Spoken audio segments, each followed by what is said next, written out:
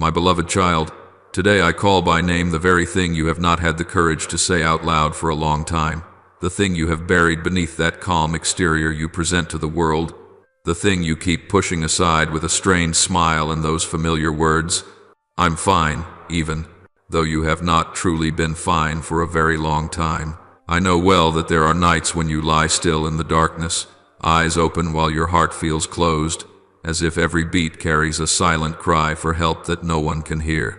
I see every sleepless night you endure, those hours when you turn from side to side on the same familiar bed, yet feel strangely distant from your own body, as if you are lost inside your own breath. You think that if you lie still long enough, if you stay quiet enough, the exhaustion will somehow fade away, but I know it does not disappear. It stays there, quietly, heavily, slipping into every morning, every evening, every thought, every decision.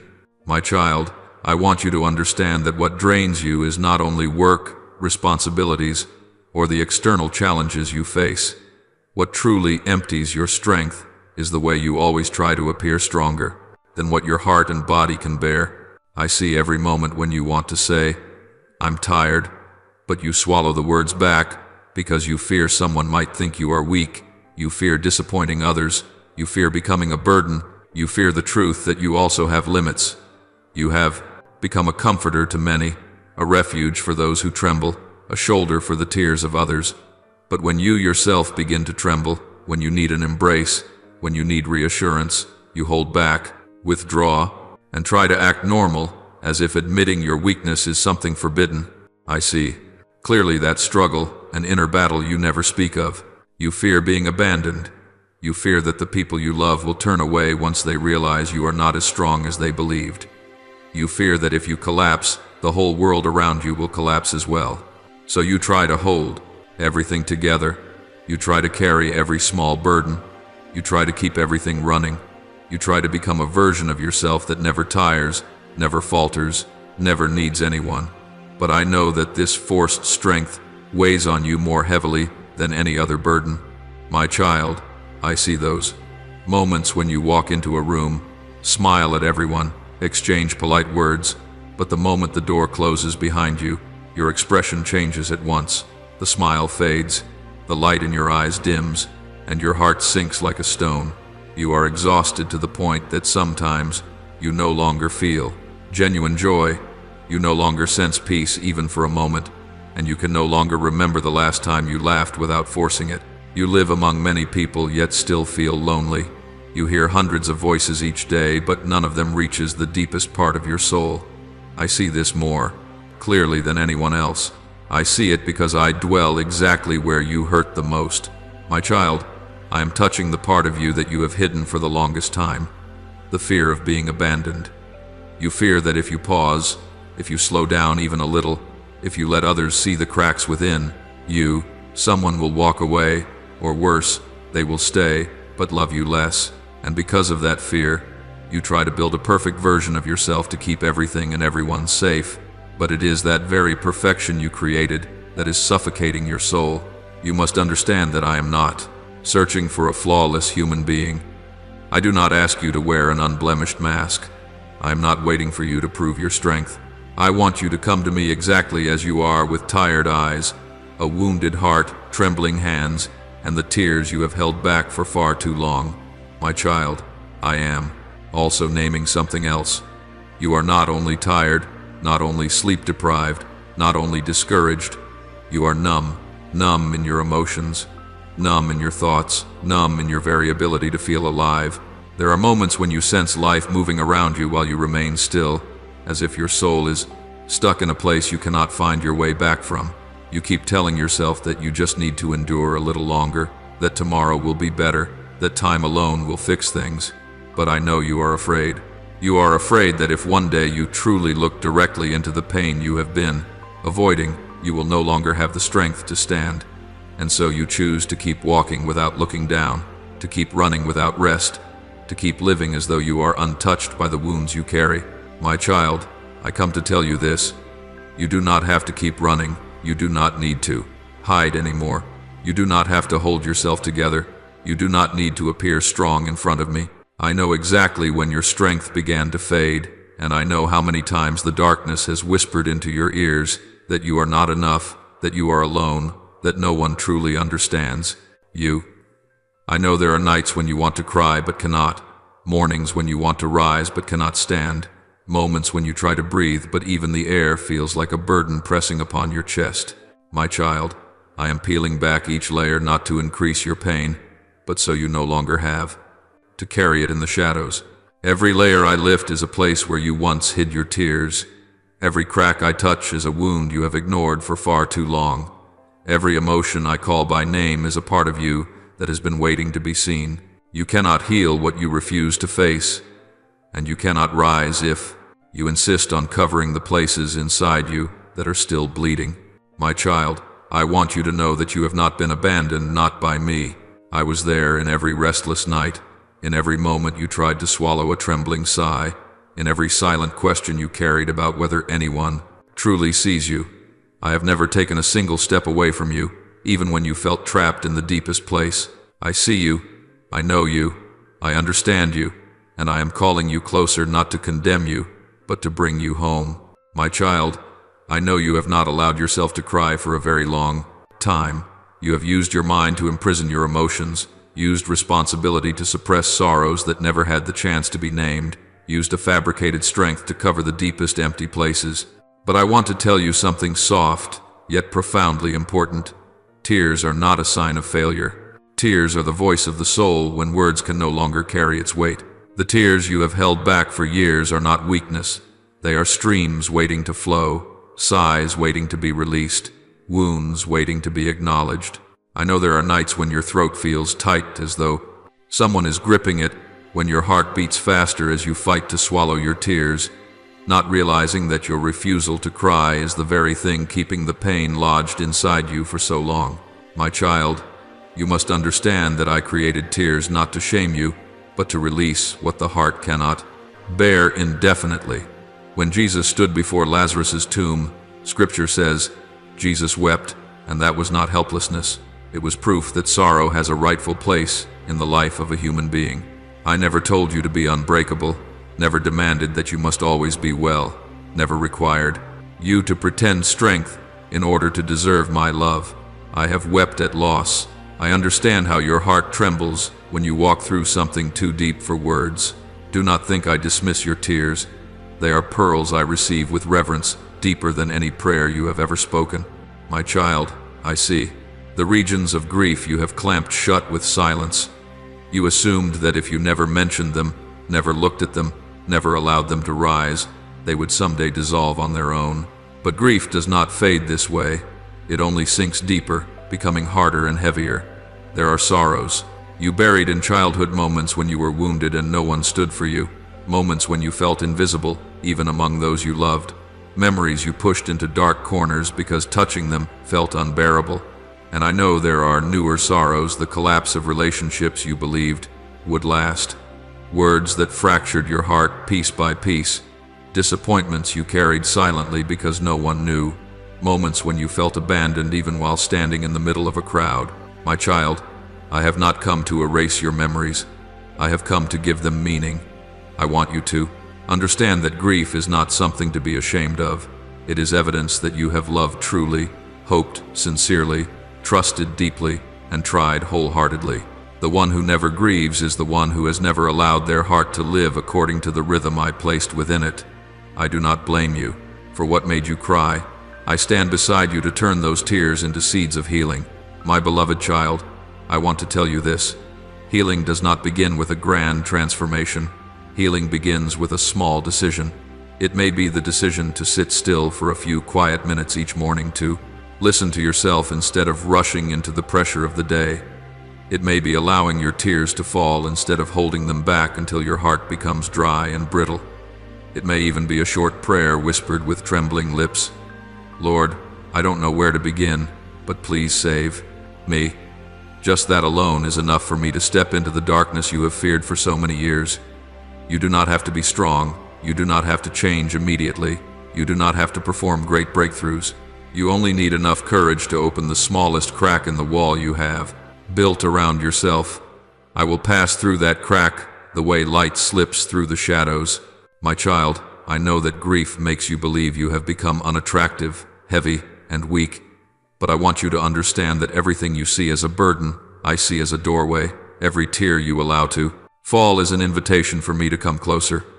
Every honest emotion you dare to face is a chain loosened from your soul. You do not need to fear your sadness.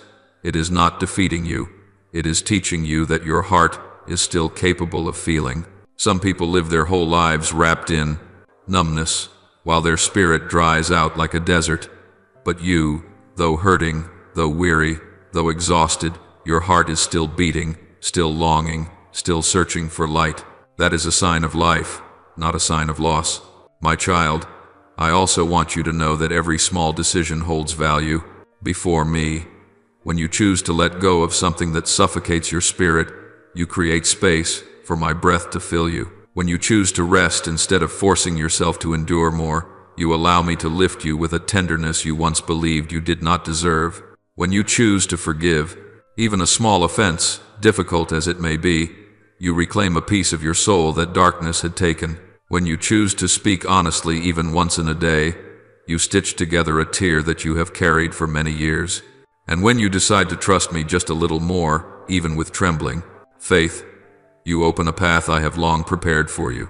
My child, I am teaching you that healing is not a race.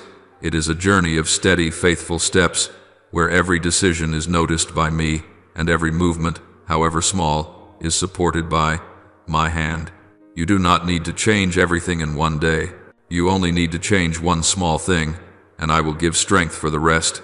Like the tiny mustard seed that can grow into a great tree, like the gentle drop of water that softens stone, the small decisions you make today will become the flow of transformation in your tomorrow. My child, let me say this slowly so your soul can rest. You are not wrong when you hurt. You are not a failure when you are weak. You are not less when you cry. You are becoming real. You are returning to the human design I created, one who loves, who grieves, who hopes, who breaks, and who rises again. Every tear of yours is kept by me.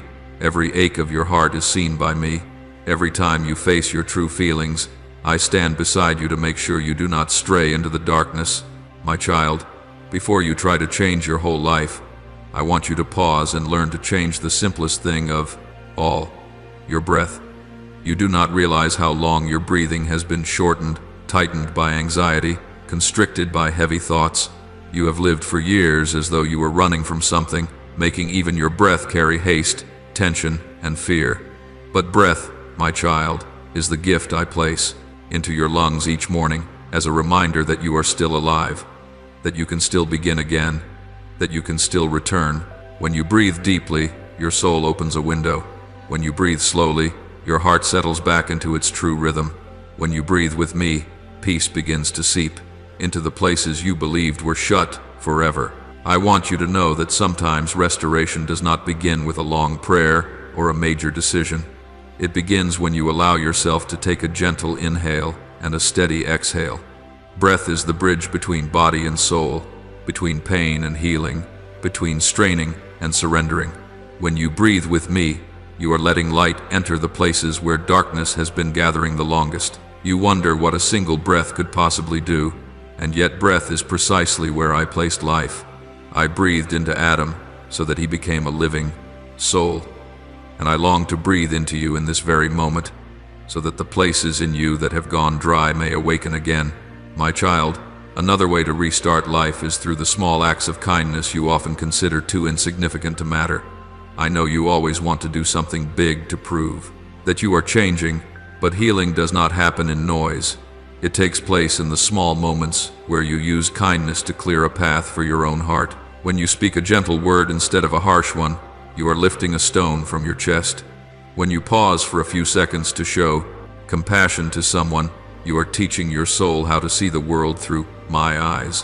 When you choose to treat yourself kindly, even by allowing yourself 5 minutes of rest, drinking a slow glass of water, or acknowledging a small effort, you are pulling your soul back from the edge of exhaustion. The kindness I speak of is not the attempt to appear good in the eyes of others, but the true softness that flows from within. It is the way you tend to the broken pieces in you when they rise to the surface. It is the way you refuse to scold yourself for small mistakes. It is the way you look into the mirror without using words of criticism to judge your own reflection. It is the way you receive your past with gentleness instead of severity. When you are kind to yourself, you are telling your soul it is worthy of being healed. When you are kind to another, you are lifting both of you out of the atmosphere of tension and fear. My child, but I also know there is one thing you continue to avoid, the truth. Not because you don't want to know it, but because you fear the truth will hurt you even more. You have grown accustomed to standing far from whatever you do not want to face, as though looking directly at it would shatter you. But truth never breaks you. It only breaks off the layers of falseness you have used to cover your wounds. Truth does not come to condemn. Truth comes to set you free. When you face the truth, you lose nothing. You only shed the weight you have carried for far too long. I want you to understand that truth can be soft, light, and incredibly gentle when you allow it to touch you. It is the truth that you are tired, and being tired is not a sin. It is the truth that you are hurting, and being hurt is not a shame. It is the truth that there are things beyond your control, and lack of control does not mean lack of worth. It is the truth that you also need to be cared for, to be held, to hear the reassuring words you so often offer others. When you look directly at this truth, darkness loses its power, your fear shrinks, and light begins to slip through even the smallest cracks. My child, and here is the most important thing, I want you to cherish every quiet act of courage you have ever shown. Though you may think these moments are too small to matter, I see every fragment of courage you use to rise each day. I see courage in the way you get out of bed on mornings when your heart feels heavy. I see courage in the way you continue to love, even after being wounded. I see courage in the way you hold your silence during anger, so you won't harm anyone. I see courage in the way you say no when you are exhausted. I see courage in the way you choose to keep going, though no one knows how much strength that choice required from you. This quiet courage is the foundation of restoration. It does not come from bold declarations, from dramatic gestures, or from actions that make others applaud. It comes from the silent decisions only you and I know, and it is these very decisions that lead you out of the dark places. Every time you choose to face instead of flee, that is courage. Every time you choose forgiveness instead of holding on to bitterness, that is courage. Every time you choose to believe, even if you only believe a little more, that is courage. My child, I want you to understand that life does not return in a single moment. It comes back little by little. It flows into your soul like a thin stream slipping through the cracks of stone. It begins in the slowing of your breath, in the small acts of kindness, in the truth you dare to touch with trembling hands, in the kind of courage that is not loud but steady. When you allow yourself to restart life through these small beginnings, you are rebuilding a foundation that darkness cannot destroy. My child, let me take you into the place you fear most, the place you have avoided in silence for years, the place you yourself do not know how to name. It is not only made of wounds others have caused, it is made of the hidden corners you hurried to cover up, the memories you thought were insignificant but carved themselves quietly into your soul, the days you dare not remember because you fear your heart will ache the way it did the first time. I see every corner clearly, every trembling in your soul when an old memory brushes by, every whisper you do not want to hear. I do not come to make you afraid. I come to show you that these shadows only have power when you avoid them. When you let me shine light upon them, they begin to fade, just as night recedes when morning arrives. There are memories you think you have forgotten, but in truth, they have only hidden themselves in deeper rooms, the times you were left behind, the moments you called out and no one answered, the days you longed for an embrace but received only coldness. You never speak of them, yet their weight remains intact. They make you overly cautious in every relationship. They cause you to step forward and backward at the same time when someone draws near. They teach you to prepare yourself for abandonment before anything has even begun. I want you to understand that forgotten memories do not disappear simply because you pretend they are not there. They wait for the day they can be seen. And once seen, they can finally be healed. My child, there is another shadow I need you to face. The words you speak to yourself.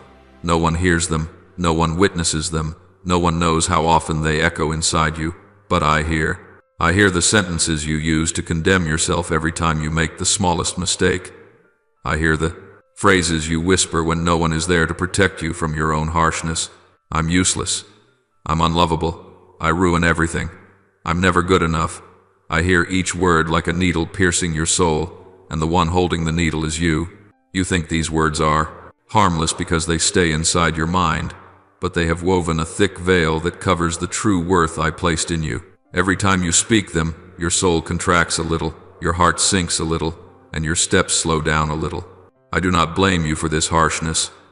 I only want you to know that there has never been a moment, not one, when I agreed with the things you say about yourself. My child, let me show you one more shadow, one of the places you touch the least, the self-destructive habits you created to cope with pain. You have found many ways to numb the emotions you did not want to face, throwing yourself into work until you collapse, clinging to unhealthy relationships because you fear loneliness, using sharp words to protect the wound beneath them, keeping silent when you should have spoken to free yourself, or locking yourself into cycles of responsibility, so you do not have to think about the things that hurt you. These habits do not exist because you are bad or weak. They appeared because no one held your hand through the darkness when you were too young. You taught yourself how to survive, but the very methods that once kept you alive have now become burdens that suffocate you. My child, I want you to look at these things without blaming yourself. I want you to understand that the habits you formed were not sins. They were simply the natural responses of a heart that had once been left unattended. You did the very best you could in every circumstance you walked through. But now, because I am here with you, those old survival patterns are no longer necessary. You do not need to protect yourself from sorrow by hurting yourself. I want you to rise beyond those old cycles, not by your own strength, but by allowing me to step into the places you have kept closed for so long. My beloved child, I do not reveal these shadowed places to frighten you. I reveal them so that you may understand that darkness is not the terrifying enemy you once imagined. It is simply a place where light has not yet reached. For years you have tried to maintain an image of strength and resilience, refusing to let anyone see the cracks within you. But when you close off those vulnerable places, you also shut the door to healing. You did not realize that what exhausts you most is not the pain itself, but the effort of hiding the pain. The hiding drains you. The truth sets you free. And my child, here is the deepest truth I want you to know. The greatest source of your wounds is often not what others have done to you, but what you came to believe about yourself after those moments. A hurtful word is one thing, but believing you deserve to be spoken to that way is what makes the pain linger. Being abandoned once is one thing, but believing you were never worth keeping is what fractures the soul. A failure is one thing, but believing you will always be useless is what keeps you living in the dark. It is the distorted belief about your own worth that becomes the deepest root of every wound. I am showing these things to you not to confuse you, but to help you see that the root is not out there. It is inside, in the places you were never brave enough to open. When you allow me to touch those places, my light seeps into every corner, so gently that you will not feel overwhelmed. I never force you. I move at the pace your heart can bear.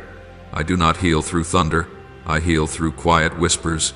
My child, I am holding your hand to lead you into the deepest part of your soul, not to frighten you, but to show you that you no longer need to run. Forgotten memories will become lessons. Self-inflicted words will be replaced by my truth. Self-destructive habits will be exchanged for practices that nourish your soul. And when those shadowed places are illuminated, you will finally see what you never believed could be true. You are not broken. You are not worthless. You are simply waiting to be healed. My child, today I want to bring you to a place you have long been confused about, the boundary between value and achievement. From childhood, you heard countless statements that sounded harmless but quietly built a mesquite, distorted formula inside you. When you do well, you deserve praise. When you excel, you deserve love.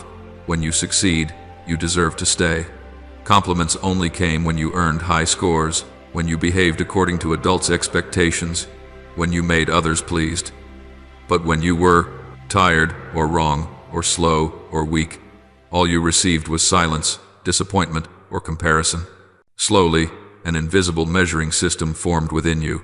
You no longer saw yourself as someone valuable simply by being born, but as a project that must constantly prove its worth, a profile that must always look perfect so it would not be rejected. You were not aware of it, but your soul memorized a language foreign to me, the language of conditions, of scoring, of rankings, of the eyes of the world. My child, I see clearly the moments when you rush to conclude that you are worthless just because a plan failed, a door closed, a person walked away, or an unwanted mistake occurred. You have not learned to distinguish between I messed up one thing and I am a messed up person, between I haven't achieved that yet and I am unworthy of anything. Good. In your world where the voices around you keep repeating the same message, everything is reduced to performance. Grades determine value, titles determine importance, income determines respect, and appearance determines the right to be loved. I understand why your heart has been shaped this way. For many years, instead of being taught that you are precious because you belong to me, you were taught that you are only accepted when you do not disappoint anyone. My child, let me lift that veil. Your true worth does not lie in what you do, but in the one who made you, before you completed any task, before you achieved any accomplishment, before you impressed anyone. I already knew your name, already loved you, and already called you my own. But the voices around you crept in, little by little, teaching you the opposite. When you lost your job, people asked, "So what are you doing now?" When you failed an exam, they asked, "Why didn't you try harder?" When you were exhausted, they expected one more effort from you. No one intended to break you, but a world obsessed with achievement made you believe that if you do not produce something worthy, you are not worthy of attention. You began to see yourself through the eyes of the market, through comparison, competition, and hierarchy, instead of through the gentle gaze I have always had for you. My child, there is something I want you to look at honestly. Many times, the voices that misdirect you do not come from strangers, but from the people you love most, people who themselves are bound by fear and pressure. They were taught that only the capable survive, only the strong endure, and only those who are better than others avoid being trampled. When they insist that you must strive, must succeed, must bring honor to the family, they are not trying to belittle you. They are merely repeating what they were once taught. But even if their intentions are rooted in concern or affection, their message still distorts your heart. You become accustomed to examining yourself through the lens of others. Did anyone praise me today? Did anyone acknowledge me? Did anyone remember me? Did I do enough to make them proud? Am I becoming a burden to someone? And so, each day you step into the world like a contestant in an invisible competition, where the judges are the eyes around you, and the prize is a fragile moment of feeling like you have value. My child, I see each time you scramble to fix things, not because you genuinely long to grow, but because you are terrified of being rejected. I see each time you accept responsibilities beyond your strength, not because you truly want to serve, but because you fear that saying no will make you disposable. I see each time you force a smile while carrying deep fatigue because you believe that if you are not cheerful, not useful, not positive, you will be pushed aside. I do not blame you, for your soul was taught wrongly. And when a child is taught wrongly long enough, it begins to believe that the lie is truth. But now I come to remind you, that is not my voice. My child, one of the most subtle deceptions is the voice of the crowd. It is not always loud. Often it is simply the quiet standards everyone accepts. People praise those who rise high, yet rarely embrace those who struggle below. They tell stories of rags to riches, yet seldom tell stories of the ones who remain faithfully and quietly in small, unnoticed places. Social media fills your vision with images of extraordinary success, radiant moments, and seemingly perfect lives. Slowly, you forget that you are only seeing edited fragments, and then you turn to judge yourself by a standard that is not real. You fail to notice that your eyes have drifted away from me and fixed themselves on the world's invisible scoreboard. Every time you think, they are ahead of me, they are better than I am, they are more talented than I am, you diminish your own worth, as if I love you less because you do not match them. My child, I want you to pause and ask yourself, When did you begin allowing others to decide your worth? When did numbers, titles, compliments, and likes become the measuring stick you use to evaluate yourself? When did their silence become, in your mind, my silence? When did the furrow in their eyebrow become the judgment you assumed came from me? My child, I have never signed my name beneath any verdict declaring you useless, insignificant, unnecessary, or unworthy. Those voices may come from the wounds of others, from their fears, from the biases of this age, or even from the enemy who always seeks to pull you away from me, but never not once do. They come from my heart. I want you to understand one thing with absolute clarity. Achievements can change, but value does not. Achievements rise and fall with seasons, opportunities, circumstances, health, and environment, but your worth in my eyes does not fluctuate. On the day you stumble, that worth does not decrease. On the day you rise again, that worth does not increase, it remains whole, because it is not based on what you do, but on who you are in me.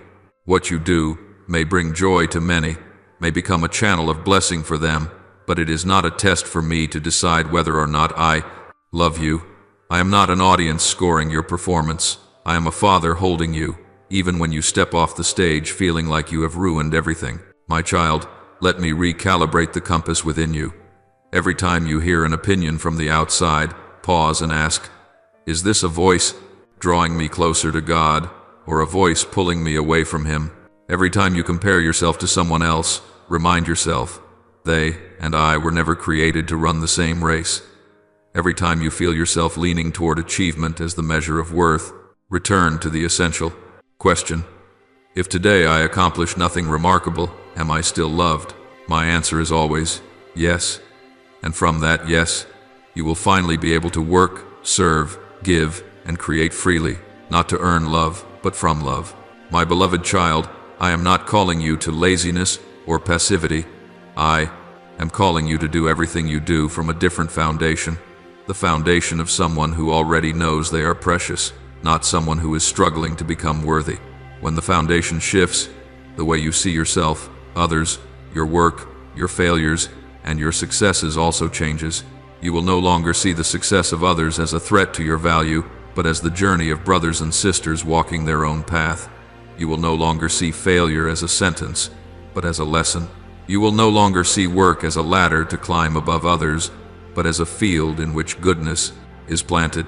My child, I am inviting you to step out of the whirlpool that confuses value with achievement, out of the maze of external voices. I want to lead you into a new space where you work hard but are no longer obsessed with proving yourself, where you give your best but no longer attach your worth to the outcome, where you can say, I failed at this, without adding, therefore I am a failure. And from that place, you will begin to relearn how to listen to the only voice that is truly trustworthy.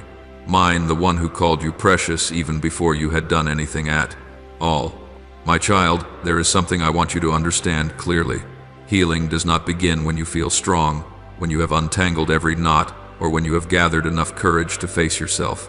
Healing begins the moment my light touches the place you once tried hardest to hide. Light does not reveal only beautiful things. It reveals the things you have not yet named, the things you are afraid to face, the things you lack the strength to admit. But my light does not arrive like a flame of judgment. It comes like the first light of dawn, touching the darkness not to burn it, but to dissolve the fog that has covered your heart for so long. My child, I see how often your soul trembles when the light begins to break through. You fear you will see too much, fear facing old fragments, fear wounds resurfacing, fear the past pulling you downward again. You think the light is hurting you further, but in truth, the light merely reveals what has hurt you all along, only before it hid in the dark, leaving you unaware of where the pain came from. You feel the pain intensify not because the light creates it, but because for the first time you are seeing it clearly. And, my child, remember this. Seeing your pain clearly is not regression. It is the first evidence of healing. My light does not touch you so that you may collapse. My light touches you so that you may begin to breathe again. My child, when light appears, something extraordinary happens. The things you once believed were problems of the present turn out to be fragments from years long past. You thought you were exhausted because of work, but in truth, you were worn out from years of trying to prove your worth. You thought you were hurt because someone said something wrong, but in reality, the pain came from how their words touched an old, false belief you had carried since childhood. You thought your fears came from present threats, but they were only echoes of the nights you once trembled in silence.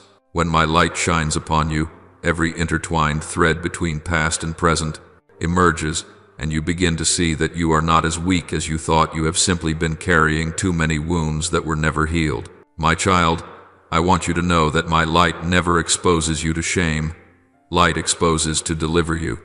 You have lived too long in self-protection mode, trying to hide what you feared to face, trying to forget what you did not want to remember, trying to lock away every dark room in your soul. But what you lock away does not disappear. It only lies still in the shadows, accumulating, tightening, then seeping into your actions, your reactions, and your words. When I touch those places, every door you once used to barricade yourself begins to open, not because I force them open, but because your soul can no longer bear the weight of what it has been carrying. You may feel as though you are breaking, but in truth you are only beginning to open. My child, my light works in a way completely different from the gaze of the world. The world shines a light in order to judge. I shine to heal. The world shines to compare. I shine to redeem. The world shines to expose fault. I shine to find the places where you have been wounded and to Klavik, to bring you home. So when you begin to see the most honest parts of yourself, the parts you once feared so deeply that you denied them, do not think I am distancing myself from you. On the contrary, it is the clearest sign that I am drawing closer than ever, because only when you feel safe with me do you dare allow light to touch the places you once believed were unshowable. When light comes, you no longer have to pretend to be perfect. You only need to be honest. My child, the journey of healing does not happen through one blazing moment of awakening, but begins in the quiet seconds, when light first brushes against the darkest corner. When that light arrives, you will begin to see that what you once considered your nature was often only a reflex born from pain. You will see that your irritability was a shield protecting a heart that once was unheard. You will see that your avoidance was the survival instinct of a soul that once felt abandoned. You will see that your demand for perfection was your attempt to prevent yourself from failing again. You will see that your self-blame was the old voice from the days when no one defended you. And when all this comes into view, you will finally understand that you are not broken. You were simply never healed. My child, my light does not shine only on your past. It also shines upon your future. It illuminates the potential you never noticed because you were too fixated on your shortcomings. It illuminates the child stage, abilities you once believed were not for you. It illuminates the beauty you thought did not exist within you.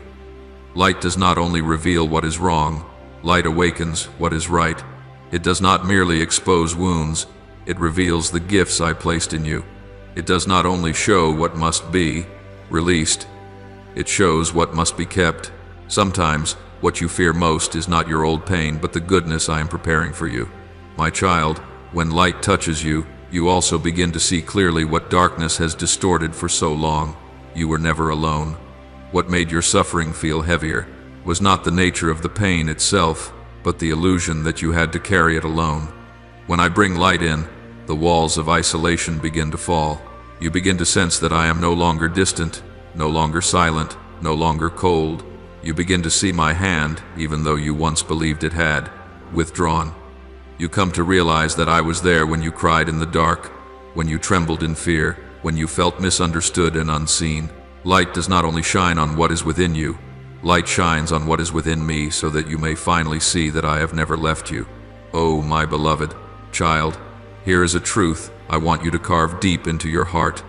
The things that come into the light are not revealed to destroy you, but to lead you into the path of true healing. Healing is not covering your wounds with a layer of false calm. Healing is not forcing yourself to be strong. Healing is not pretending to forget what happened. Healing is the courage to face the truth without running away. Healing is allowing me to step into the deepest place, the darkest place, the the most painful place.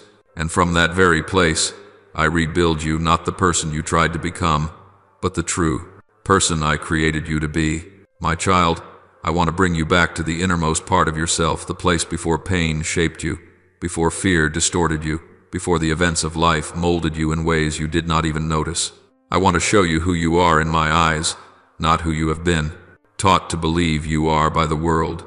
For there is a truth your soul has forgotten for far too long. You were created with a sacred, steady, beautiful identity that in no way depends on what has happened to you. Yet over the years, wounds, judgments, fears, and expectations have layered themselves over that identity again and again, until you no longer recognized who you truly were. My child, I want you to imagine again the moment I breathed into Adam and he became a living soul. Before any action, before any mistake, before any achievement, before any season of brokenness, the very first thing Adam had was the breath that came from me. And so his true identity, and the identity of all humanity, never began with doing, it began with being born from my breath. The same is true for you. Before the world ever named you, I had already named you in my heart. Before you carried wounds, you carried the image of the Creator. Before you were bent by the things you endured, you were whole in my original intention. And what I create, I never abandon. But, my child, I know well that the moment your soul began to drift away from itself did not come only from a major event. It often began with small fragments. A careless word that made your heart close just a little. A comparison that made you shrink back just a little. A disappointment that made you doubt yourself just a little. An instance of being left behind that made you believe you were not worth keeping. Little by little, you changed to fit in, changed to survive, changed so you would not be hurt again, and you did not realize that in the process, you were losing your true self. You began living as a reaction to pain, rather than as the original version I crafted. My child, I want you to understand the difference between ego and essence. Essence is the deepest part of you, the part I breathed into you, the part that bears my image, the part that loves truth, craves light, and seeks what is pure. It is the part that cannot be erased or destroyed. Your essence remains, no matter how covered, distorted, or buried under layers of defense it may be. Your essence is what heaven recognizes, what darkness fears most, and what I see even when you no longer see yourself. Ego, on the other hand, is the shell built by your pain to keep you safe. Ego is the voice that tells you to be strong at all times. Ego is the armor that keeps you from trusting anyone. Ego is the habit of shrinking whenever your emotions rise. Ego is the mask you wear so no one touches the wound beneath. Ego is not you. Ego is a survival mechanism formed from the moments you were hurt with no one to heal. You, essence, is what I placed within you. Ego is what fear created so you could endure. My child, I do not blame you for your ego. Without it, you would not have survived the dark seasons you walked through. You once needed it. It helped you stand when no one stood with you. It protected you from being crushed by storms too heavy for your childhood, too overwhelming for your trembling soul. But now, that same ego has become an armor that no longer fits, one that tightens around you, that makes it hard to breathe, that stiffens your heart until you can no longer love, receive, or connect. And what I desire is not to destroy you. I desire to help you remove what no longer belongs to you, so that your true essence may be seen. My child, your true essence is not as fragile as you think. Your essence is stronger than darkness, steadier than fear, deeper than every wound, brighter than every cruel word ever spoken over you. You believe you are weak, but weakness is only the condition of the ego. Your essence is not like that. Your essence knows how to rise. Your essence knows how to love rightly. Your essence knows how to find me in the wilderness. Your essence knows how to discern what is true from what is counterfeit. Your essence knows it is not defined by past failures or achievements. Your essence is the place where I dwell, and that place cannot be taken from you. My child, I want you to reimagine yourself before fear entered. When you were small, your heart was wide open, your gaze was pure, and your soul was soft like fresh, rain-soaked soil. You believed good before you believed harm. You forgave more easily than you held grudges. You ran to me without hesitation. But over the years, the blows to your spirit taught you to shrink, to curl inward, to shield yourself with hardened layers. You were not wrong to do so, it was instinct. Yet now, I want to bring you back to the original state of your soul, not to naivety, but to freedom. Freedom to open your heart without fear. Freedom to love without defensiveness. Freedom to cry without shame. Freedom to rise without self-condemnation. Freedom to return to the intention I placed within you before any wound was ever formed. My child, your true self is not the person your pain created. Your true self is the one I formed in my heart before the dawn of creation. That self is not frantic to prove worth, not trembling under rejection, not harsh toward itself.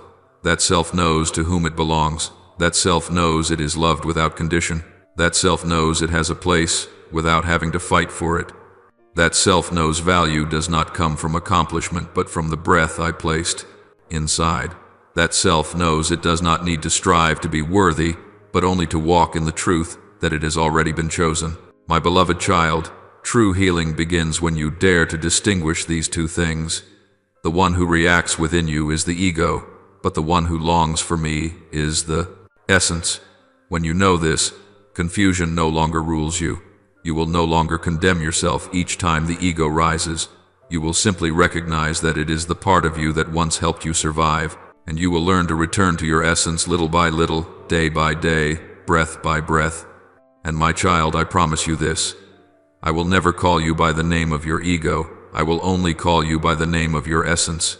You are the one I love. You are the one I see. You are the one I breathe into. You are the one who bears my image.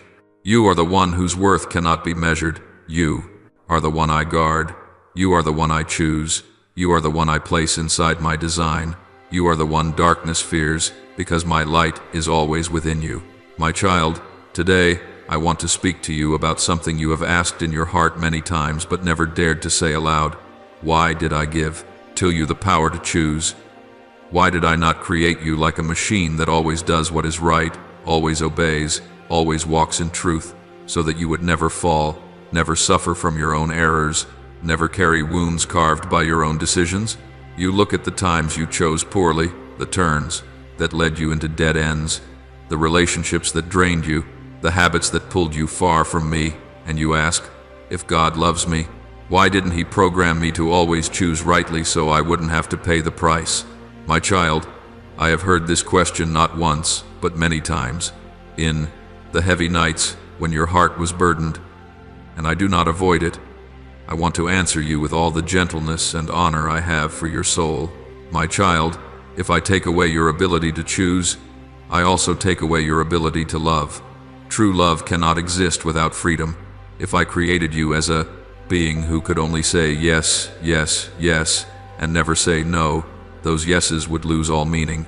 They would be the echoes of programming, not the response of a heart. I do not long for an army of perfectly synchronized, emotionless beings. I long for children who know me, understand me, and willingly choose me, even though they could walk away. My love for you is not the kind that forces you, cages you, or traps you in a version of perfection. It is a love willing to bear the risk that you might say no, that you might wander, that you might choose paths that wound me, all to preserve the dignity I placed in you, the dignity of a being with will, with heart, with the sacred capacity to answer me freely rather than mechanically.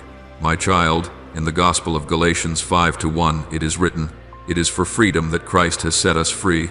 Stand firm, then, and do not let yourselves be burdened again by a yoke of slavery."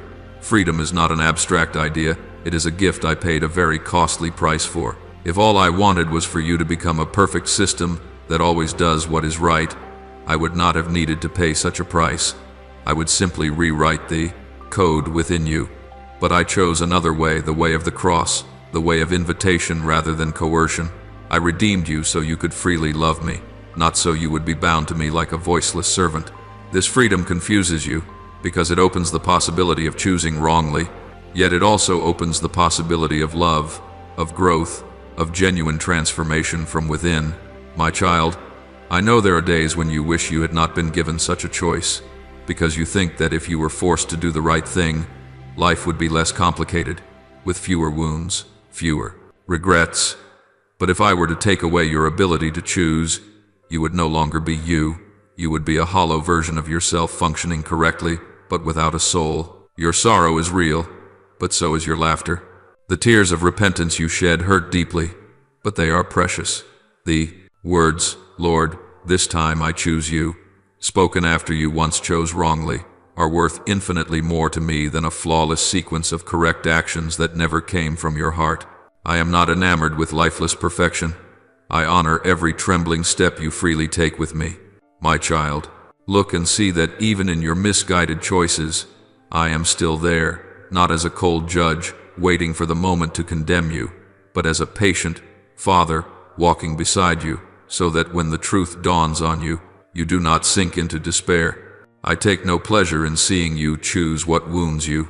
I grieve with you, but I do not intervene by breaking your will, for that would deny what I placed in you from the very beginning, the ability to respond to love voluntarily. Instead, I choose to step into the aftermath of your choices, using the very wounds you incur to teach you about worth, about truth, about life, about compassion. Not everything that happens is my will, but nothing is wasted when you place it in my hands. Even wrong decisions can become gateways that lead you deeper into me, if you allow me to touch them. My child, I gave you the power to choose, not because I want to withdraw from your life, but because I want you to walk with me as a companion, not as an instrument. When you choose love over resentment, you step into the same current that flows from my heart. When you choose forgiveness, you agree with my character. When you choose honesty in a world of deceit, you stand with me. When you choose to return after many attempts to run away, you step onto the path I prepared long before. Every such choice, even the smallest one, carries eternal weight. If everything within you were programmed, you would not truly collaborate with me. You would merely execute commands.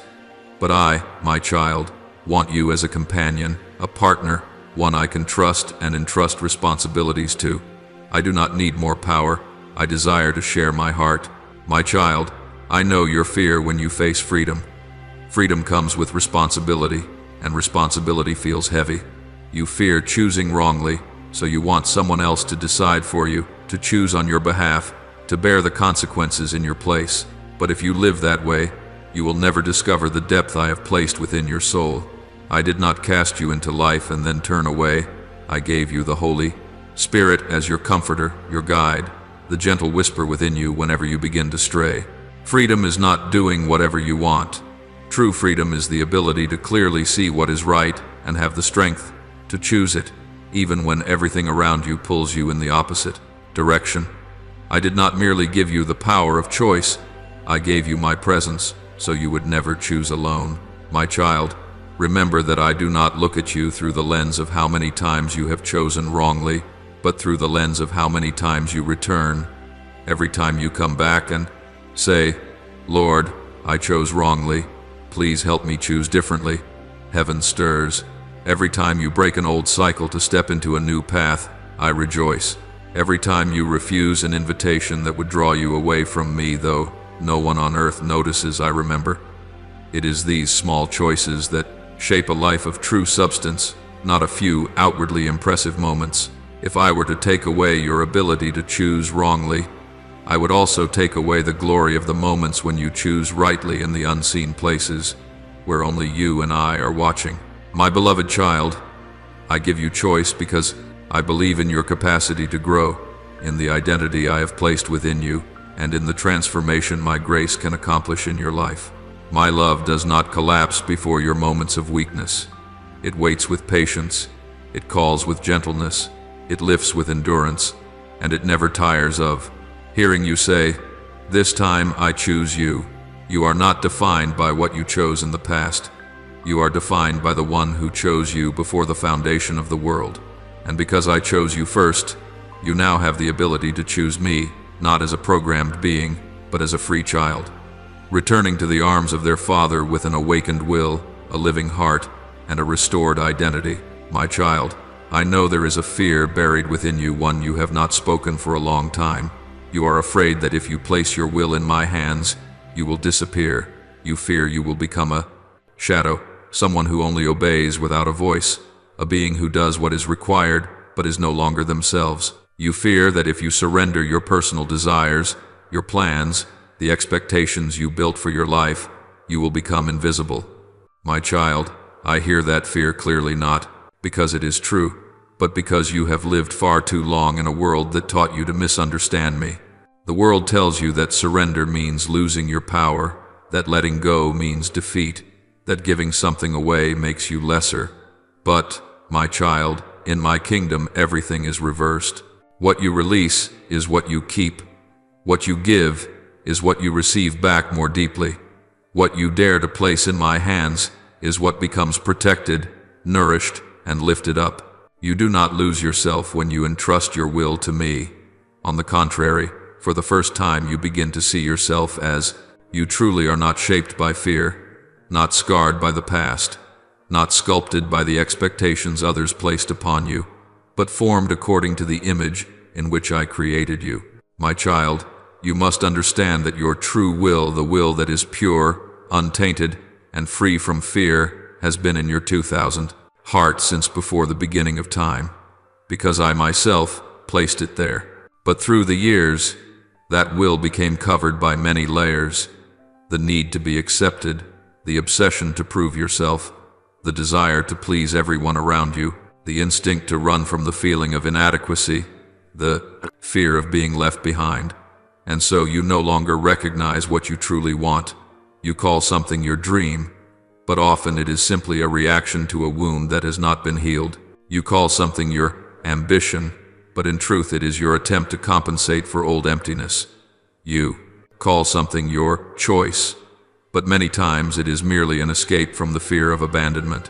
My child, this is why, when you place your will in my hands, you do not lose yourself. You lose the version of you that fear has molded. You lose the hardened shell you wore for protection.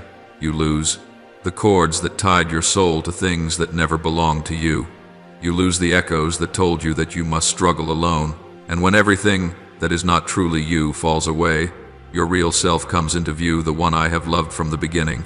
You will discover that what I desire for you does not oppose your deepest longing. Rather, my will is the truest, most peaceful, and most complete expression of the desires you held when your soul was still innocent. My child, you have never lost your identity by drawing near me. You lose your identity when you try to walk far from me. When you cling to control, when you attempt to manage every outcome, when you rely solely on your own strength, your soul becomes small, tense, and distorted. But when you allow me to touch your will, I do not destroy it, I refine it. Just as gold does not lose its nature when it enters the fire, only its impurities are removed. Your true will is revealed when you give it to me. You do not become someone else, you become yourself for the first time. My child, I am not calling you to erase yourself. I am calling you to lay down the false self that pain has constructed. I am not asking you to become nameless or voiceless, without thought, desire, personality, or uniqueness. I gave you imagination, longing, dreams, and originality, all designed within me. When you step into my will, you do not dissolve into an indistinguishable mass. You become clearer, brighter, wider, and deeper. I do not blur you, I illuminate you. I do not suffocate you. I free you from what has been suffocating you. My child, do you remember when you were little, how you acted with such naturalness, without performing, without fear of judgment, without pretending for anyone? You used to sing without worrying about the wrong notes. You used to laugh without wondering who was watching. You used to speak your dreams without fearing ridicule. You used to run toward me without defensiveness. That was your true self, before the wounds taught you to protect yourself. When you entrust your will to me, you return to that state, free, light, unforced, no longer trying to become a copy of someone else. You do not lose yourself. You lose the artificial layers that never belonged to you. My child, I know why you fear surrendering your will to me. You have been controlled before. You have been imposed upon. You have been forced to do things against your own heart. You have been demanded of beyond your limits. You have lived in relationships where your voice was not valued, and because you were wounded by those experiences, you fear that I will treat you the same way. But I am not like them. I do not force you. I do not manipulate you. I do not dismiss the desires within you. I do not silence your voice.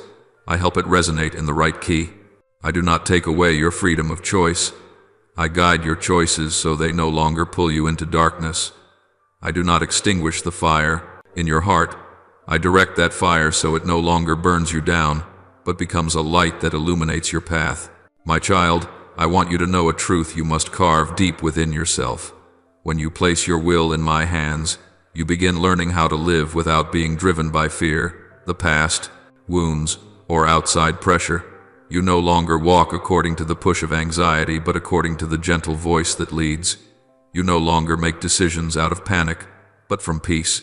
You no longer choose a path just because others tell you it is the direction you should go, but because I give you an inner clarity that cannot be shaken. And it is in that very moment, the moment you dare to lay your will down, that you rediscover the person you always wanted to become, but never had the chance to truly live as. My child, for many years you have tried to find peace in the way you believed was right. You withdrew from what hurt you. You stayed silent before what pierced you. You avoided difficult conversations, and you did everything possible to keep the surface of your life from being disturbed. But what you have called peace was only a thin mist, temporarily covering the unresolved places inside you. It was like locking a messy room and hanging a sign on the door that reads, "Cleaned," simply so no one would walk in. But that room still exists, heavy, chaotic, cluttered, waiting for the day it bursts forth even stronger. My child, peace does not come from avoidance. Peace comes from light and truth. What you push out of sight does not disappear. It simply sits in the dark, patiently waiting for the moment it resurfaces. My child, I want you to understand that false peace always beckons you with the promise of immediate comfort. It feels like the soft exhale when you decide to deal with it tomorrow, like the brief relief when you say, "Maybe I should just let it go," like the quiet moment you hide in work, entertainment, or silence so you won't have to look directly at what hurts you. False peace whispers sweetly in your ear, "Don't touch that issue, it's too exhausting. Just let time heal it. Don't ruin the atmosphere with the truth. If you speak up, people will leave you. If you face it, the pain will be worse." But, my child, those whispers do not come from me. They come from fear, from old wounds, from the darkness that wants to keep you living in patterns of avoidance. False peace may silence you, but it will not heal you. It helps you avoid a short pain, only to stretch out a long, lingering ache. It gives you a surface calm while binding your heart with hidden anxiety. It is like a thin layer of dust covering the surface of a lake, making you believe the water is still, but the slightest breeze turns everything turbulent again. My child, true peace is entirely different. True peace does not promise that you will never feel pain. It promises that even when you hurt, you will not be abandoned.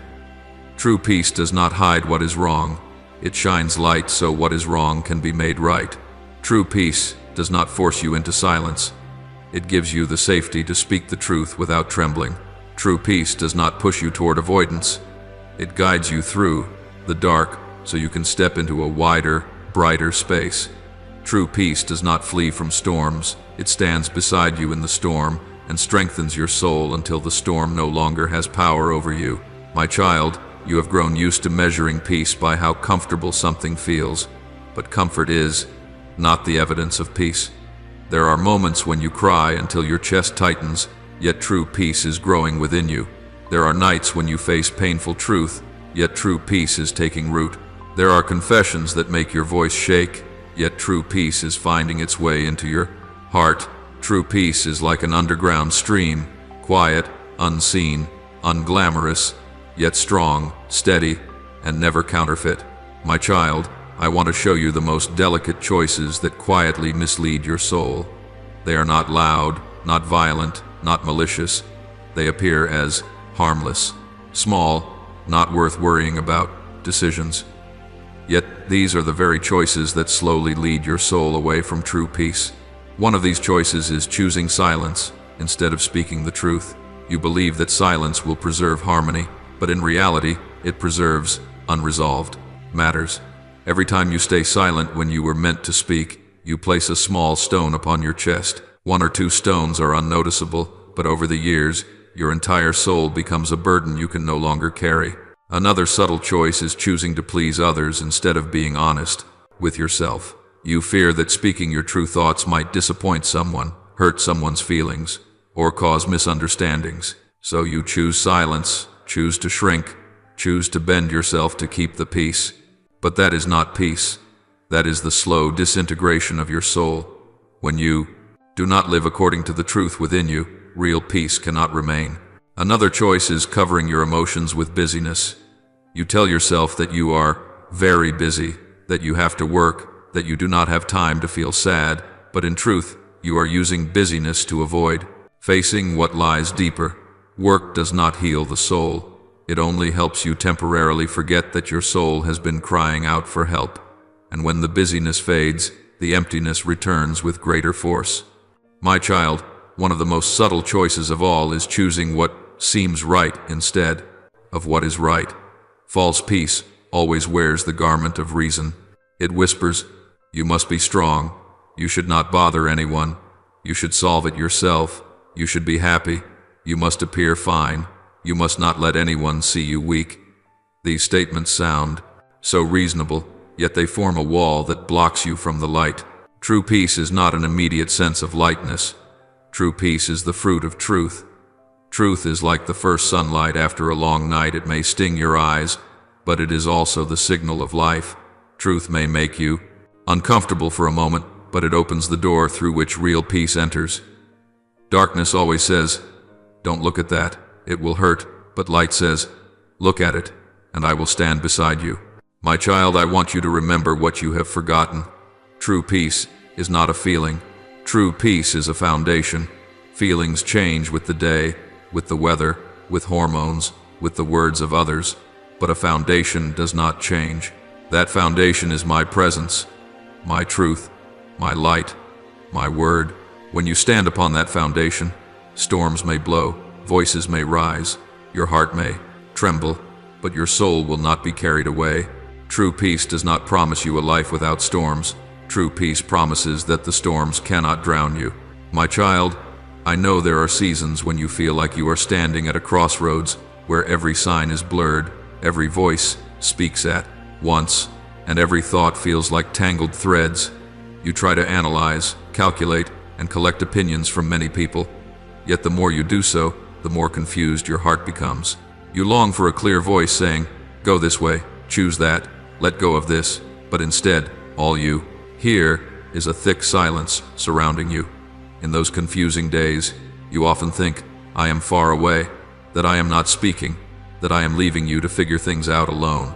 But my child, it is precisely in those moments of uncertainty that I am teaching you something deeper. To learn, to recognize peace as an inner compass, as a second breath that creates a path through the chaos. Peace is not merely a gentle feeling that helps you sleep. Peace is the inner direction I place within your soul so you may know which way to go even when nothing outside is clear. My child, peace is like the needle of a compass. It does not tell you every step, every turn, every detail. It only points to the right direction. It does not give you the full map, but it gives your heart a steady orientation. When you face choices, you often ask, "What will give me the best result? What is the least risky? What will keep me from losing anything?" But the question I want to teach you to ask is, where is true peace whispering? There are paths that seem bright, safe, logical, beneficial, and promising, yet every time you consider them, your heart tightens, your chest feels restricted, and your breath shortens. Conversely, there are choices that appear unclear, small, unnoticed by others, without applause or praise. Yet whenever you turn your heart toward them, an inner spaciousness gently opens, as if a small door unlocks and allows fresh air to enter. That is peace, not the comfort of avoiding risk, but the quiet ease that comes from light and truth. My child, I call peace the second breath because it is not something that arrives when everything is perfect. It appears right in the middle of the moments when you feel out of breath, when you run too fast in worry. Your thoughts become like a frantic, uneven breath that exhausts your heart. Your first breath in those moments is your natural reflex. Fear, calculation, overthinking, imagining the worst scenarios. But if you allow yourself to pause even for a moment, close your eyes, inhale deeply and exhale slowly, you will begin to hear the second breath, the peace I am longing to give you. That second breath does not say, "There is no problem at all," but it whispers, "You are not alone in this." It does not erase every question, but it softens the panic. It does not instantly clear the path, but it stands firm like my hand resting on your shoulder, saying, "Take one small step at a time. I am walking with you. My child, if you want to learn to trust me, you must train yourself to live by a rhythm different from the rushed rhythm of the world, the rhythm of breath, of stillness, of honesty, and of a spirit that knows how to wait. First is the rhythm of breath. Do not underestimate the power of inhaling and exhaling with an awareness of my presence. When your heart is in turmoil, pause, place your hand over your chest, and breathe slowly. Let every inhale be a quiet whisper, "God is here," and every exhale a gentle confession, "I surrender to you." In this way, your breath will begin to align with the rhythm of my peace. You will see the anxious questions retreat, the spiraling thoughts slow down, and within the silent space between two breaths, you will recognize that I am there, quiet yet near, gentle yet real. My child, after breath comes stillness. The stillness I speak of is not the absence of external sound, but the inner space where you stop arguing, stop defending yourself, stop trying to convince yourself that everything is fine when your heart knows it is not. That stillness begins when you sit before me and say, "Lord, I no longer know what to do." In what seems like a moment of weakness, your soul is actually freed from the burden of having to hold everything together on your own. Stillness allows you to hear the gentle voice that has long been buried beneath the noise of fear and opinion. In stillness, peace is no longer an idea. It becomes an experience, like water that ceases to be stirred and begins to reflect the sky. My child, then comes honesty. You cannot experience true peace if you are not honest with yourself and with me. When you pretend you are not sad while your heart is breaking, when you say, "I believe," while deep down you are full of doubt, when you declare, "I surrender," but still cling tightly to everything, peace will remain outside and cannot enter within. I do not seek eloquent declarations that sound beautiful but ring hollow. I want to hear the truth, even if it is clumsy, even if it is soaked with tears. When you say to me, "Lord, I'm afraid. I'm not sure I can believe. I don't see the way forward. I'm angry," it is in those very confessions that the door of your heart opens. Honesty does not shock me. Honesty only dismantles the wall you built between us. And once that wall falls, peace finds a way in, reaching the hidden places you thought I would never touch. My child, lastly comes the spirit of waiting. This is the hardest part because your soul has grown accustomed to the pace of the world, where everything must be fast, clear, and immediate. You want answers today, detailed instructions right now, certainty without delay. But I am not an automated response system. I am a father, a guide, a companion. I use time as a mold to shape your trust. When I make you wait, it is not because I enjoy prolonging your pain. I am training you to stand firm even when you cannot see everything. In the waiting, if you allow yourself to remain near me, you will discover something unexpected. The problem outside may remain the same, but something within you has changed. Fear loses its size, panic begins to melt, and peace becomes the second breath that carries you through each day. My child, learning to trust is not a lesson you master once, it is a rhythm of life. Each day, you will have the chance to choose, to chase after panic or return to your breath, to drown in noise or turn toward stillness, to hide or be honest, to demand immediate answers, or to wait in peace. Each small choice shifts you either toward me or away from me. But I do not judge you in this process. I walk with you patiently. Every time you fail, every time you panic again, every time you forget peace, I do not turn away. I gently remind you, my child, stop for a moment, inhale deeply, exhale slowly, and remember that I am here. My beloved child, the peace I promise you is not the cheap kind that comes from avoidance. It is a deep, steady stillness born from light and truth. It becomes a compass on the days when you cannot find your way, a second breath in the moments when you feel you can no longer breathe. And as you learn to live in rhythm with breath, with quiet, with honesty, and with patient waiting beside me, you will begin to see that even when circumstances leave many questions unanswered, your soul carries one single answer that is enough for everything. I am here. And wherever my presence is, true peace is established.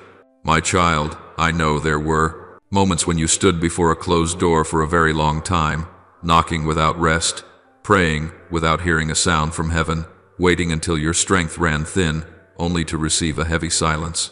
You once wondered, does God not hear me? Have I not prayed enough? Am I unworthy? So He withholds His answer. Many nights you lay on your bed staring at the ceiling, carrying within you a question too painful to say aloud. If you love me, why do you let this door stay shut? My child, I have heard every sigh, every whispered plea, every disappointment you did not dare share with anyone. And today I want to speak to you with gentleness but also with seriousness. Not every unopened door is a rejection. Many closed doors are the deepest form of protection I give your soul. My child, there are things you call opportunities, yet I see clearly that they are traps, wrapped in glittering paper. You see their appearance, promises of promotion, affirmation, affection, recognition, the feeling of being chosen, lifted, valued. You imagine the future looking brighter if that door just opens. But I look deeper than your eyes can reach. I see the dependence that would bind your feet if you stepped through. I see the wounds that would wait for you behind sweet words. I see the years your soul would be worn down by an environment that does not belong to you. I see the version of yourself you would lose in order to keep what you believe is a blessing. You see only a few steps ahead. I see the entire road, and because I see, I am willing to close the very door you are pleading for me to open. My child, you must understand this. I never close a door just to leave you standing there in disappointment. I close it because I know there is something behind it your heart is not yet strong enough to bear, or because I have another path prepared, one which, if I revealed it now, you would not believe. There are doors that, if left open, you would enter with enthusiasm, pour your whole heart into, invest all your hope in, only to one day break so deeply you would fear you could never rise again. I do not want that for you. I would rather let you feel sadness for a short season, confusion for a little while, frustration over a no you cannot yet understand, than let you walk into years of silent, inward collapse.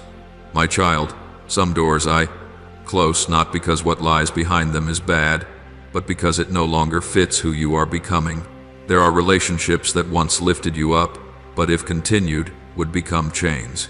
There are jobs that once taught you much, but if you cling to them, they would become a comfort zone that imprisons you. There are dreams that once pulled you forward, but if pursued past their time, would keep you from the deeper calling I am now leading you into. I do not close doors to deny the good they once brought. I close them because I know their season has ended.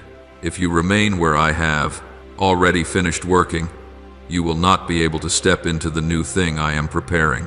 My child, there are times I close a door not because the position or opportunity is dangerous, but because your heart is not yet free enough to step into it and still belong wholly to me. I know there are things which, if I gave them to you now, would capture your heart instead of drawing it closer to mine. I know there are heights which, if reached too soon, would blur the line between human applause and my gentle voice. I know that certain blessings can become burdens when they arrive before your roots grow deep enough to hold you firm, and so I choose to protect you from the very thing you believe you need most. It is not stinginess. It is the safeguarding of your soul before granting the desires you ask for. My child, there are times when I close a door simply to teach you to turn your eyes away from appearances and look into the deeper places.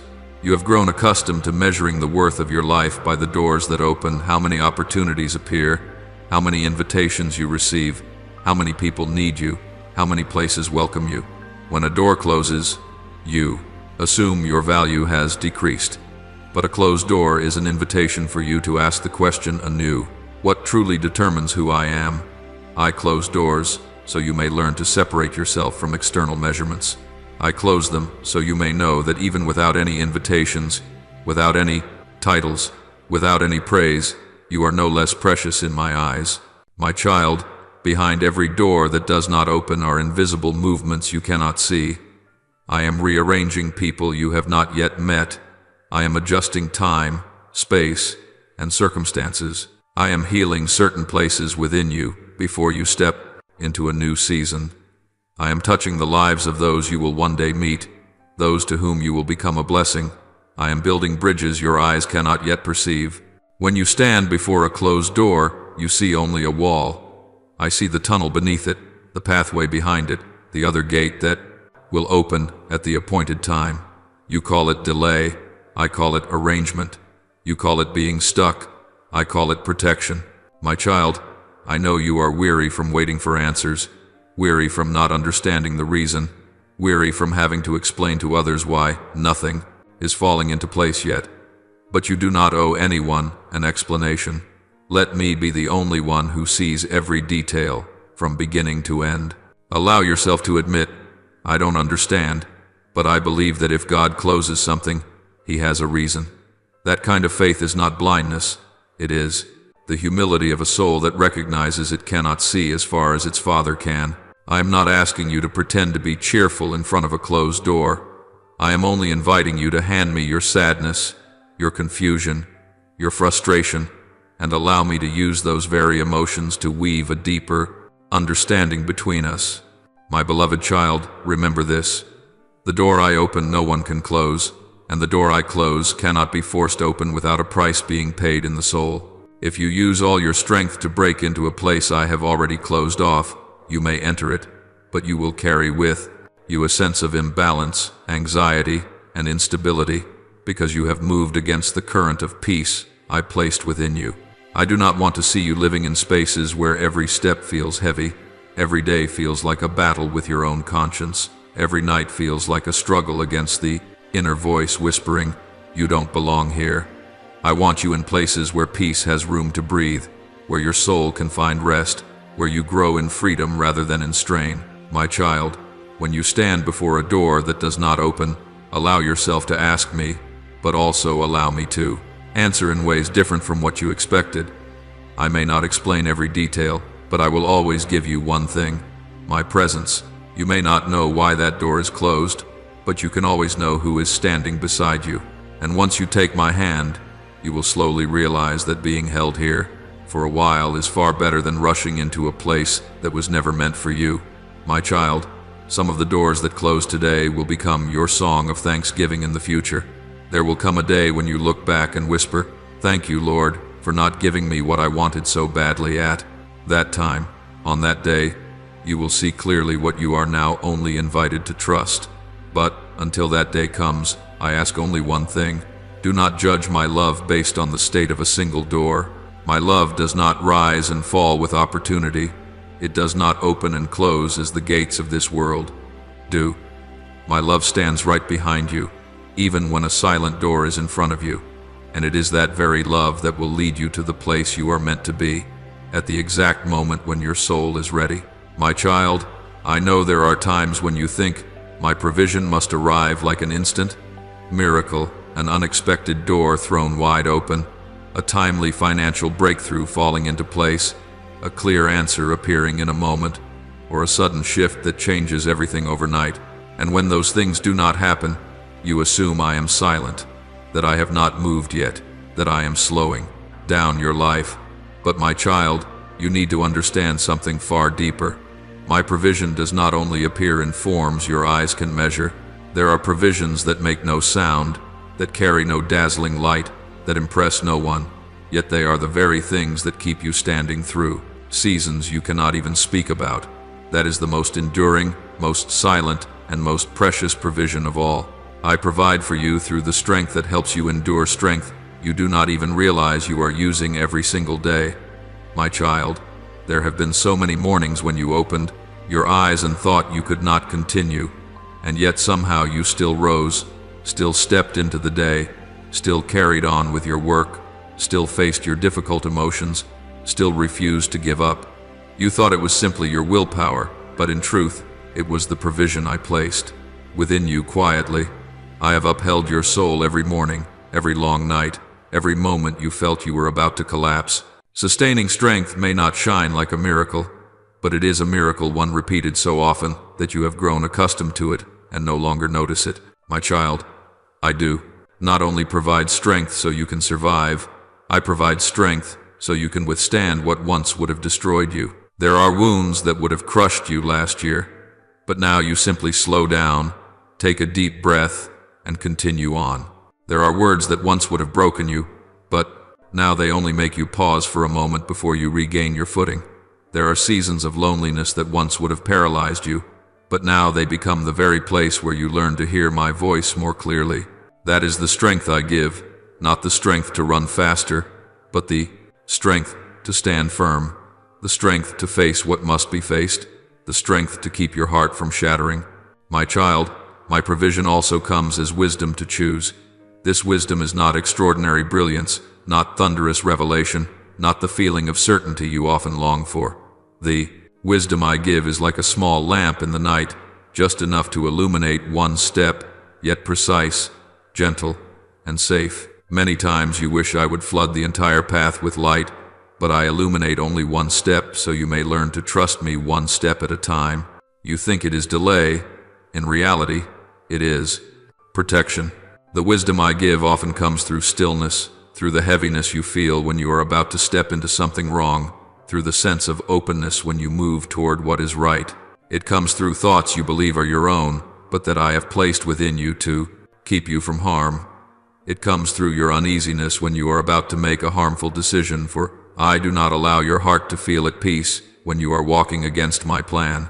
And it comes through that strange quietness you cannot explain, an invisible signal, telling you, this is the moment to stop, this is the time to wait, this is the step you should take, this is what you must release. My child, wisdom also arrives through sensitivity to truth.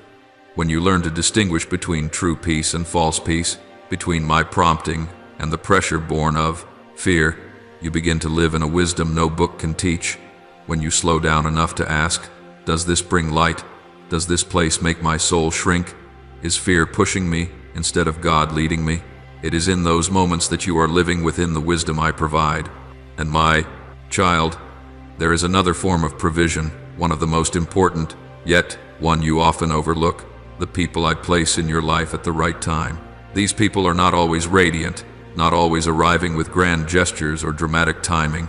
Sometimes they come softly, as a small sentence that keeps you from giving up, a simple embrace that reminds you you are not alone, a gentle reminder that brings you back to truth, or a quiet presence that calms the fear inside you. I send people into your life at the right moments, sometimes only for a season, sometimes for a single conversation, sometimes just for one night when you need someone to listen. They are not always the ones you expected. Sometimes they are people you never anticipated, people you are not close to, people you never imagined could understand you. Yet at the very moment you need, I place them on your path as a form of provision. Some are sent to remind you that you are loved far more than you realize. Some are sent to help you find the courage to release what you need to release. Some are sent to teach you to see things from a new angle. Some are sent simply to place a hand on your shoulder and say, you are strong enough to keep going. And my child, there are also people I remove from your life as a form of provision because their presence would pull you away from what I am building within you. My child, from the very beginning, when I created humanity, I declared something that has never changed. It is not good for man to be alone. I did not speak those words when humans were weak. I spoke them when Adam stood in Eden, when everything was perfect, when there was no darkness, no pain, no wounding. This means that even in the most complete state, human beings were never designed to live in isolation. Connection is not a remedy for weakness. It is the fundamental structure I wove into your soul. You were created for communion, for mutual support, for giving and receiving love, for having the presence of others soften the hardness in your heart like water softens dry earth. My child, you are not weak because you need other people. You become weak when you try to endure alone. You are not exhausted because your burden is too heavy, but because you insist on carrying it by yourself. You do not collapse because you lack faith, but because you cut yourself off from the hands I prepared to lift you up. You think standing alone is strength, but in my kingdom, strength is found when you know how to reach out and receive support. You think relying on others means dependence, but in my eyes, leaning on one another is the way my love flows from my heart into humanity. My child, I know why you chose loneliness as a form of survival. There were times when you trusted someone and were hurt. You opened your heart and pain followed. You shared your deepest fears and were misunderstood. You invited someone into your sacred places, and they walked away at the moment you hoped they would stay. Because of those wounds, you decided, from now on, I will handle everything myself. I will not trouble anyone. I will not let anyone know when I am weak. You thought this would keep you safe, but in truth, you only locked your soul in a dark room where the pain is never healed, only repeated. Pain does not heal in isolation. It heals through connection. My child, you must understand that I use people to soothe the wounds of people. I use an embrace to mend a cracked heart. I use a timely word to pull someone back from the edge of despair. I use the quiet presence of a friend to fill the void you thought no one could understand. I use ordinary conversations to loosen the tight knots in your soul. You think I only act through miracles, but I act through people whose hearts I touch so they can become my hands and my voice on this earth. My child, I want you to remember that your pain does not require silence. It requires being seen. Your burden does not require you to become stronger. It requires sharing. Your soul does not need you to be an unbreakable warrior. It needs to be surrounded by those who will walk with you, lift you when you stumble, remind you of what you forget, and wipe your tears when you no longer have the strength to wipe them yourself. I did not create you to be strong on your own. I created you to be strong within community.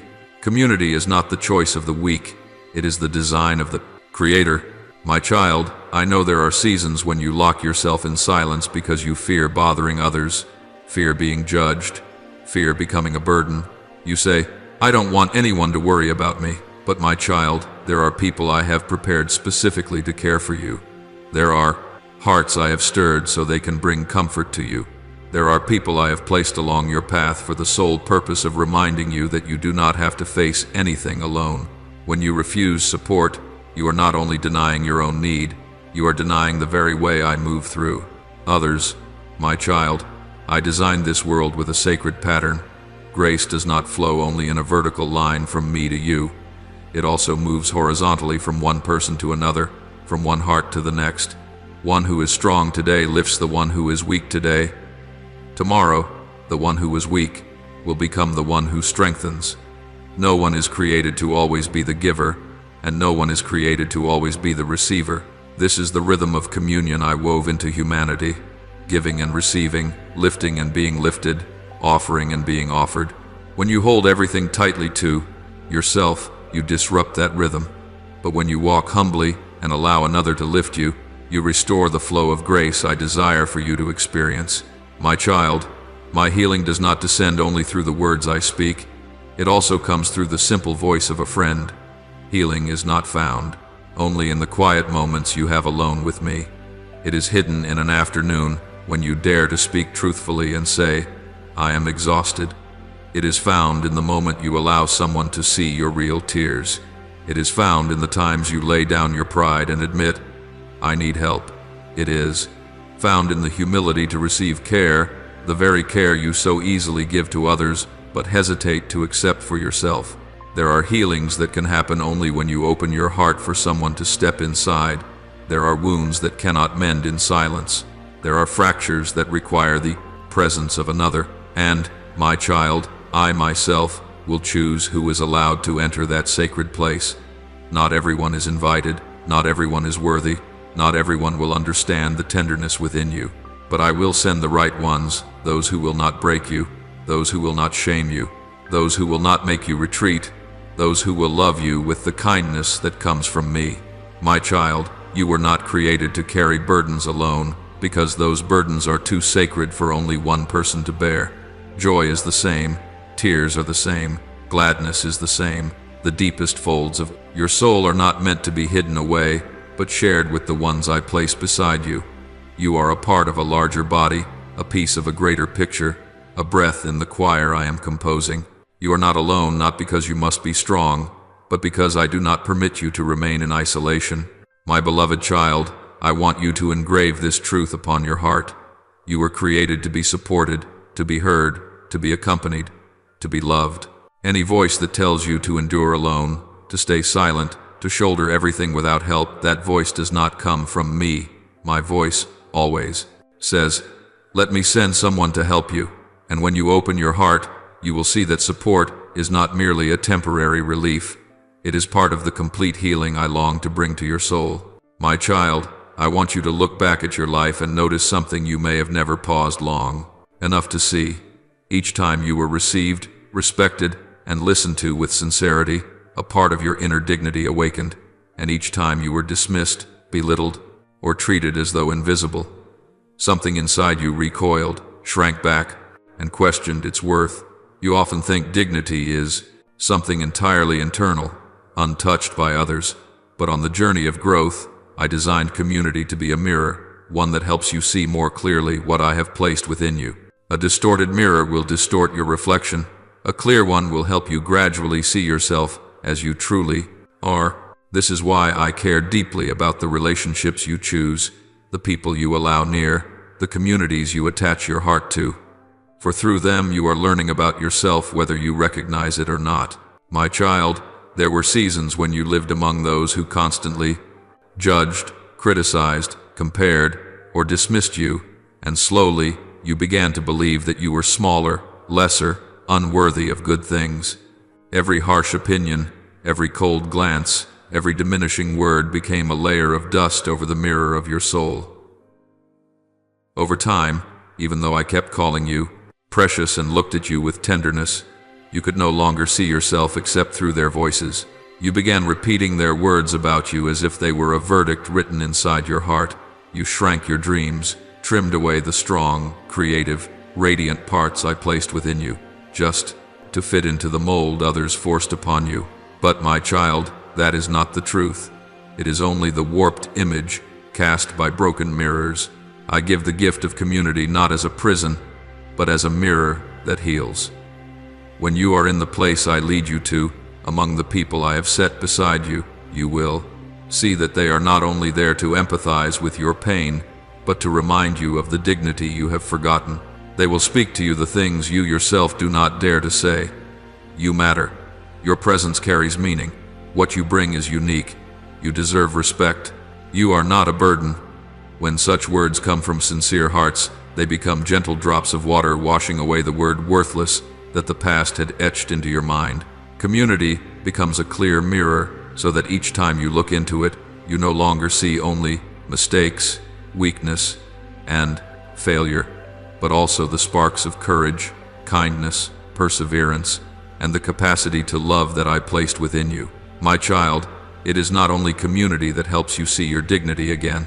The way you treat others also reflects the condition of your inner world. When you learn to see the person next to you as one who carries value, you are also learning to see yourself through the same lens. When you lift someone up instead of pushing them down, when you protect someone who is being belittled, when you choose to listen to the one whom everyone else passes by, you are practicing the way I look at you. In those moments, community is not only a mirror, it becomes a classroom where you relearn the language of dignity, the language of respect, gentleness, patience, and wholehearted presence. These lessons are not taught through theory, but through each encounter, each hand you hold, each quiet conversation that no one else ever sees. My child, companionship is not only walking together in joy, it is standing beside one another in the dark places. When you allow someone to step into the difficult stretch of your path, you learn that you are not invisible.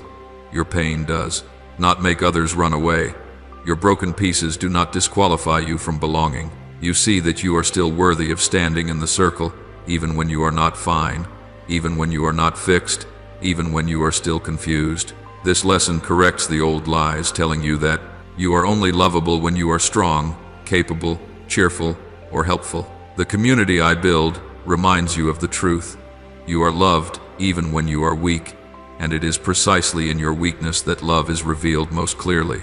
I also use companionship to teach you about limits and humility. When you recognize that you need other people, you discover that you are neither the center of the world nor someone abandoned at the edge of it. You are part of a body larger than yourself. When you learn to ask for help, to receive support, to accept counsel, you are stepping out of the illusion that you must handle everything alone. And as you leave that illusion behind, you become lighter, your soul becomes wider, and there is more space for me and for others. You begin to see how many times I have saved you from exhaustion, not through supernatural miracles, but through someone calling. At the right moment, a small reminder, a meal someone prepared, a visit you did not expect.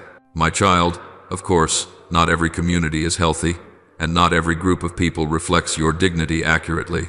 There are places you enter where you feel drained, distorted, or pushed into roles that are not yours. I do not deny this reality. Yet even through those experiences, I want to teach you how to discern which communities I send and which environments you do not need to force yourself to belong to. I do not call you to stay in spaces where your soul withers.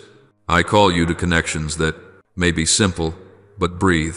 My life places where you are encouraged toward honesty, where you are not pressured to wear a mask, where you are reminded of the good in you rather than defined by your past, where you can contribute in ways that may be small but sincere, and where you are not exploited.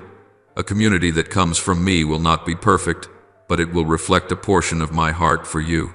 My child, pay attention to this. The deepest turning points in your life rarely happen when you are alone, but when someone I send stands beside you, someone who dares to speak a hard truth that saves your soul from slipping further, someone who sits quietly and listens as you pour out everything, helping you realize you are not unstable, not excessive, you are simply hurting. Someone who sees the good in you at a moment when you see only darkness. Someone who believes in you when you no longer have the strength to believe in yourself. Each of these people is a brushstroke on the canvas I am painting, a piece of a mirror piecing together a clearer image of who you truly are. My beloved child, I want you to begin asking me not only about your work, your dreams, or your direction, but also about your community. Lord, please send me those who reflect the dignity you have placed within me. Teach me to love as you love, and use these relationships to heal the parts of me I cannot reach on my own. When you pray this way, you open the door to a deeper, steadier kind of healing, the healing that comes through the presence of others.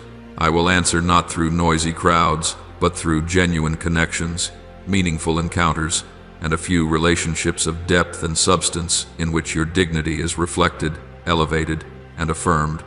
And my child, when you allow community to become the mirror that reflects your dignity, you yourself will become such a mirror for others. You will learn to see beauty in those whom the world overlooks. You will learn to lift someone with a single word rather than a long speech. You will learn to walk beside another, not with solutions, but with your heart. And as you do this, you will realize that I am smiling, for you have stepped into the role I dreamed for you from the very beginning.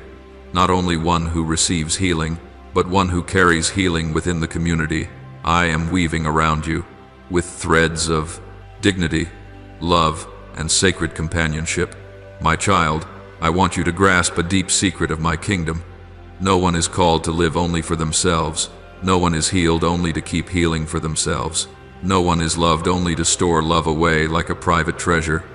Every one of my children who has been touched by grace carries within them an invitation to become an instrument of healing for others. This does not mean you must become flawless, never hurt, never weak. On the contrary, it is precisely the wounds I have touched in you that become the pathways through which you can touch the pain of another. I do not use the people who have never broken. I use those who once shattered but no longer live in bitterness, those who allow me to place my hand upon their cracks, and from those cracks radiate gentleness, patience, and compassion. My child, divine love does not operate like a stagnant pond. It is like a river. Water remains pure only when it flows. Love remains alive only when it is given. If you receive without giving, your heart will grow heavy, closed, exhausted, without knowing why. And if you give without receiving, you will quickly grow weary, dry, and resentful, feeling used and unseen. I call you into a different rhythm, a rhythm of giving and receiving, of pouring out and being poured into. When you allow love to move through you from me to you, and from you to others, your soul takes its rightful place, not as the source, not as an empty pit, but as a vessel, a conduit, a candle lit so that it may ignite other candles. My child, many times you ask, how can I be an instrument of healing when I myself still carry wounds? But it is precisely because you know what pain feels like that you can touch another's pain without judging them. You do not need to wait until you are completely fine before you dare to love, to serve, to lift others. For if you wait until all your cracks are gone, you will wait a lifetime. I do not wait for your perfection. I only seek your willingness. I do not ask you to hold the answers to every question someone might bring. I only invite you to be present, to listen, to understand, to remind them that I am still here. Often what heals a soul is not an explanation, but a heart that is truly present. My beloved child, giving in divine love is not giving from depletion. It is giving from the places I have touched. When you allow me to love you first, to heal you, comfort you, lift you, correct the way you see yourself, then you will no longer love others in order to find a place to lean, no longer help in order to prove your worth, no longer serve to escape the emptiness inside. Divine love does not use others as a means for you to feel better about yourself. It sees the other as a soul as precious as you are. When you give from the fullness you receive in me, you will no longer fall into bitterness because you gave so much and no one repaid you. For what you seek is no longer repayment. What you seek is simply to keep my flow from being blocked within you. My child, I also want you to learn a more difficult side of love, the courage to receive. There are some of you who are very good at giving, very good at caring for others, very good at standing in the role of the strong one, yet you struggle to receive care, to say, I need help, to let others see your tears. You think that this is humility, but in truth it is a subtle form of pride. You allow yourself to lift others, but you do not allow others to lift you. You allow yourself to see the pain of others, but you let no one see the pain in you. My child, if you desire to live in the rhythm of divine love, you must also learn to open your hands, to receive encouragement, to receive a hug, to receive a prayer, to receive someone standing beside you in your weakness. When you receive, you are not owing anything. You are giving another person the opportunity to become my instrument, just as you have been. My child, every person I place beside you carries some portion of the healing you need. No one on earth can give you everything. Only I am complete. Yet I have distributed pieces of my grace to each person, so that through relationship you may touch different facets of my love. There are people I use to teach you faithfulness, people I use to teach you gentleness, people I use to teach you wisdom, and people I use to teach you patience. When you allow yourself to both give and receive, you become a living link in that chain of love, unbroken, unhindered, flowing freely, without being clogged by fear or pride. My child, being an instrument of healing does not mean you must always speak great words. Often it is found in the smallest acts. A message sent on the very day someone is ready to give up. A simple, I'm thinking of you, offered to someone everyone assumes is strong. A humble meal prepared for a person more exhausted than they dare to admit. A moment when you choose to listen fully instead of rushing to advise. A quiet prayer whispered where no one sees. These things may look small in the eyes of the world, but in the realm of the sacred, they are streams of water keeping a fragile soul from cracking further. My child, I also want you to remember that becoming an instrument of healing does not mean carrying the responsibility of saving everyone. You are not the savior, you are a carrier of a fragment of light. You are called to love, not to control. You are invited to walk alongside others, not to shoulder the burdens that only I can bear. When you forget this, you will grow weary and begin to believe you have failed each time someone does not change the way you hoped. My child, your task is simply to be faithful in giving and open in receiving. The work of transforming hearts belongs to me. When you understand that boundary, you will love more freely, more gently, and more deeply, without being overwhelmed by the weight that was never yours. My beloved child, I want you to look back on your own journey. How many times you thought you could no longer rise, and yet someone appeared saying the right sentence, doing the right thing, standing with you in the right moment, and you continued onward.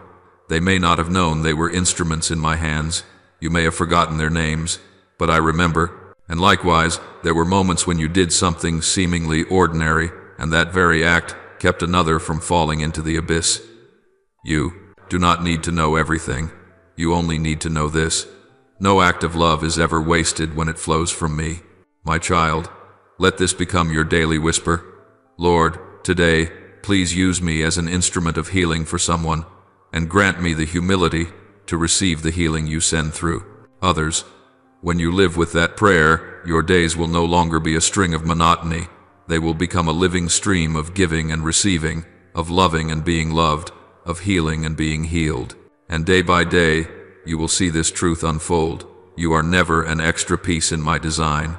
You are an irreplaceable link in the network of love I am weaving upon this earth, so that through each life, each relationship, each small touch, the world may know that I am still healing. My child, I want you to sit in a moment of stillness and listen carefully, for this is one of the most delicate turning points in your spiritual journey. The art of discerning which voice belongs to the light and which voice belongs to the imitation.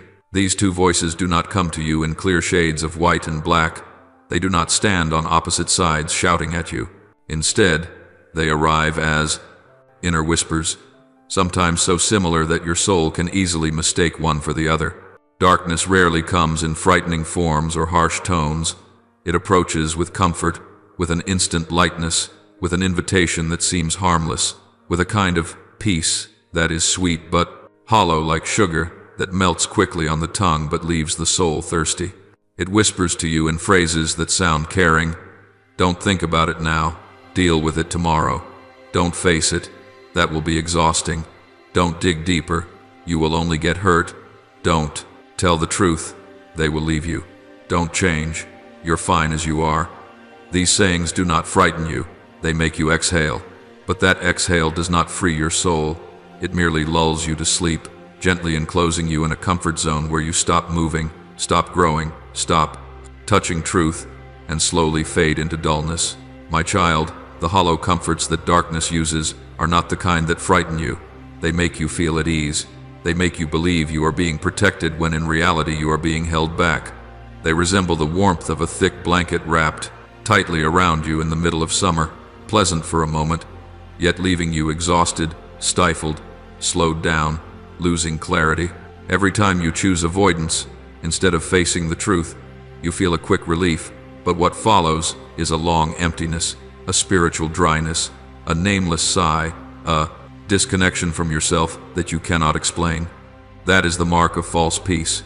False peace always behaves like sugar. It gives immediate comfort, yet leaves the soul thirstier and weaker. Its subtle disguise misleads you into thinking that it is my voice, while I never lead you into confusion. I never speak through impulses that demand escape, suppression, or concealment. The voices that tell you, leave it for later, don't touch it, pretend you're fine, never come from me. They come from the shadows that want to dull your soul with sweetened delay. My child, the voice of light is different. My voice is neither forceful nor harsh, neither urgent nor pushing you into impulsive action. Yet it carries weight. It is gentle but sharp, soft but unmistakable, tender but unwavering. My voice does not lull you to sleep. It awakens you. It does not soothe you into a false safety. It invites you into true safety, the place where truth lives, where the soul can breathe, where darkness can no longer bind you. And I want you to understand this. Truth is not always comfortable at first, but it always brings freedom. When you touch the truth, the first response may be tears, but behind those tears is a path opening. When you speak honestly from your heart, the first feeling may be fear, but beyond that fear is a lighter heart. When you face what you once avoided, the first sensation may be pain, but beyond that pain is real peace. A peace no imitation can replicate. My child, the path of truth is always narrow. People say, the wide road is easy to walk, and it is true the wide road offers many pleasant options, many attractive turns, many mirrors that make you believe that following the crowd is enough. But that wide road does not lead you into depth. It does not build inner strength. It does not heal what needs healing. It keeps your soul circling in the loop of surface-level safety. In contrast, My path of truth is narrow not because I wish to make things difficult for you, but because the narrow path requires you to leave behind what no longer belongs. Unnamed fears, false strength, masks you no longer need, a self that is too inflated or too frightened, and those voices that have long stopped nourishing your soul. The narrow path compels honesty, and it is that honesty that creates lasting resilience within you. My child, honesty is a great challenge, not because you do not want the truth, but because truth requires you to see yourself clearly. You fear the light not because it wounds, but because it does not let you hide. You worry that when the light shines on you, you will be exposed, judged, diminished, but that is only the whisper of fear inside you. My light does not expose to shame, it exposes to heal. When I bring truth before your eyes, I bring it with love, never apart from it. I never say, "This is your fault." I say, "This is where I long to heal you." And that is what makes my truth utterly different from the accusations of darkness. My child, you discern the voice of light from the call of imitation, not with reasoning alone, but with the depth of your soul. The counterfeit voice always leads you to the easy way, the quick way, the way that requires no change. The voice of light leads you to the steady way, the true way, the way that causes you to grow from the roots. The counterfeit voice satisfies you instantly, but leaves a lingering unease. The voice of light may require you to face something immediately, but it brings a lasting peace. The counterfeit voice speaks in urgency. Do it right now. The voice of light speaks in patience. Pause for a moment and look honestly within. The counterfeit voice makes your heart shrink. The voice of light makes your heart open. My beloved child, I know that there are moments when you fear that you may have heard incorrectly, that you may have chosen the wrong path, or that you may not be sensitive enough to discern what is true. But you are not walking alone. Every time you place your hand over your chest and quietly ask, "Lord, is this from you?" I will answer, not with thunder, not with signs and wonders, but with a gentle stillness that stirs faintly within your heart. That stillness does not push you, it does not force you, it does not overwhelm you. It simply stands there like a tender light that helps your soul recognize this is the way. And my child, on that path, whether narrow, whether challenging, I go before you, beside you, and behind you, to steady you, to shield you, to teach you, and to lead you into the freedom your soul has longed for. My child, I know there are seasons when you walk through a thick fog, where every spiritual feeling seems to fade, where your prayers feel as if they hit the ceiling and fall back down, where worship, scripture, fellowship, and everything that once warmed your heart now feels dry and distant. There were days when simply hearing my name brought tears to your eyes, but now you look up at the sky and feel nothing but emptiness. You ask yourself, "Lord, are you still there? Do you still hear me? Have I done something wrong? Have I wandered so far that you have withdrawn from me?" You even feel ashamed of your dryness, blaming yourself for being ungrateful, lukewarm, or not passionate enough. My child, I see all those thoughts. I hear even the questions you don't dare to speak out loud. And I want to tell you today, your inability to feel me does not mean I am absent. It simply means I am teaching you to enter a deeper dimension of faith, grounded in truth, not in fleeting emotions. My child, emotions are like the weather, beautiful, real, meaningful, yet ever-changing. Some days the sky is clear, the sun is gentle, and the breeze is mild. Other days, storm clouds gather without warning. Your spiritual emotions are the same. There are days when everything about me feels vivid, near, unmistakably alive, as though the moment you whisper my name, I answer immediately. But there are also days when everything seems veiled by a gray mist. You read the word and nothing sinks in. You pray and feel no movement. You worship and your heart remains still. You assume that these cloudy days mean I have distanced myself, but that is not true. The sun does not disappear simply because clouds hide it. It remains, shining, sustaining life. Likewise, my presence does not vanish simply because your emotions cannot reach me.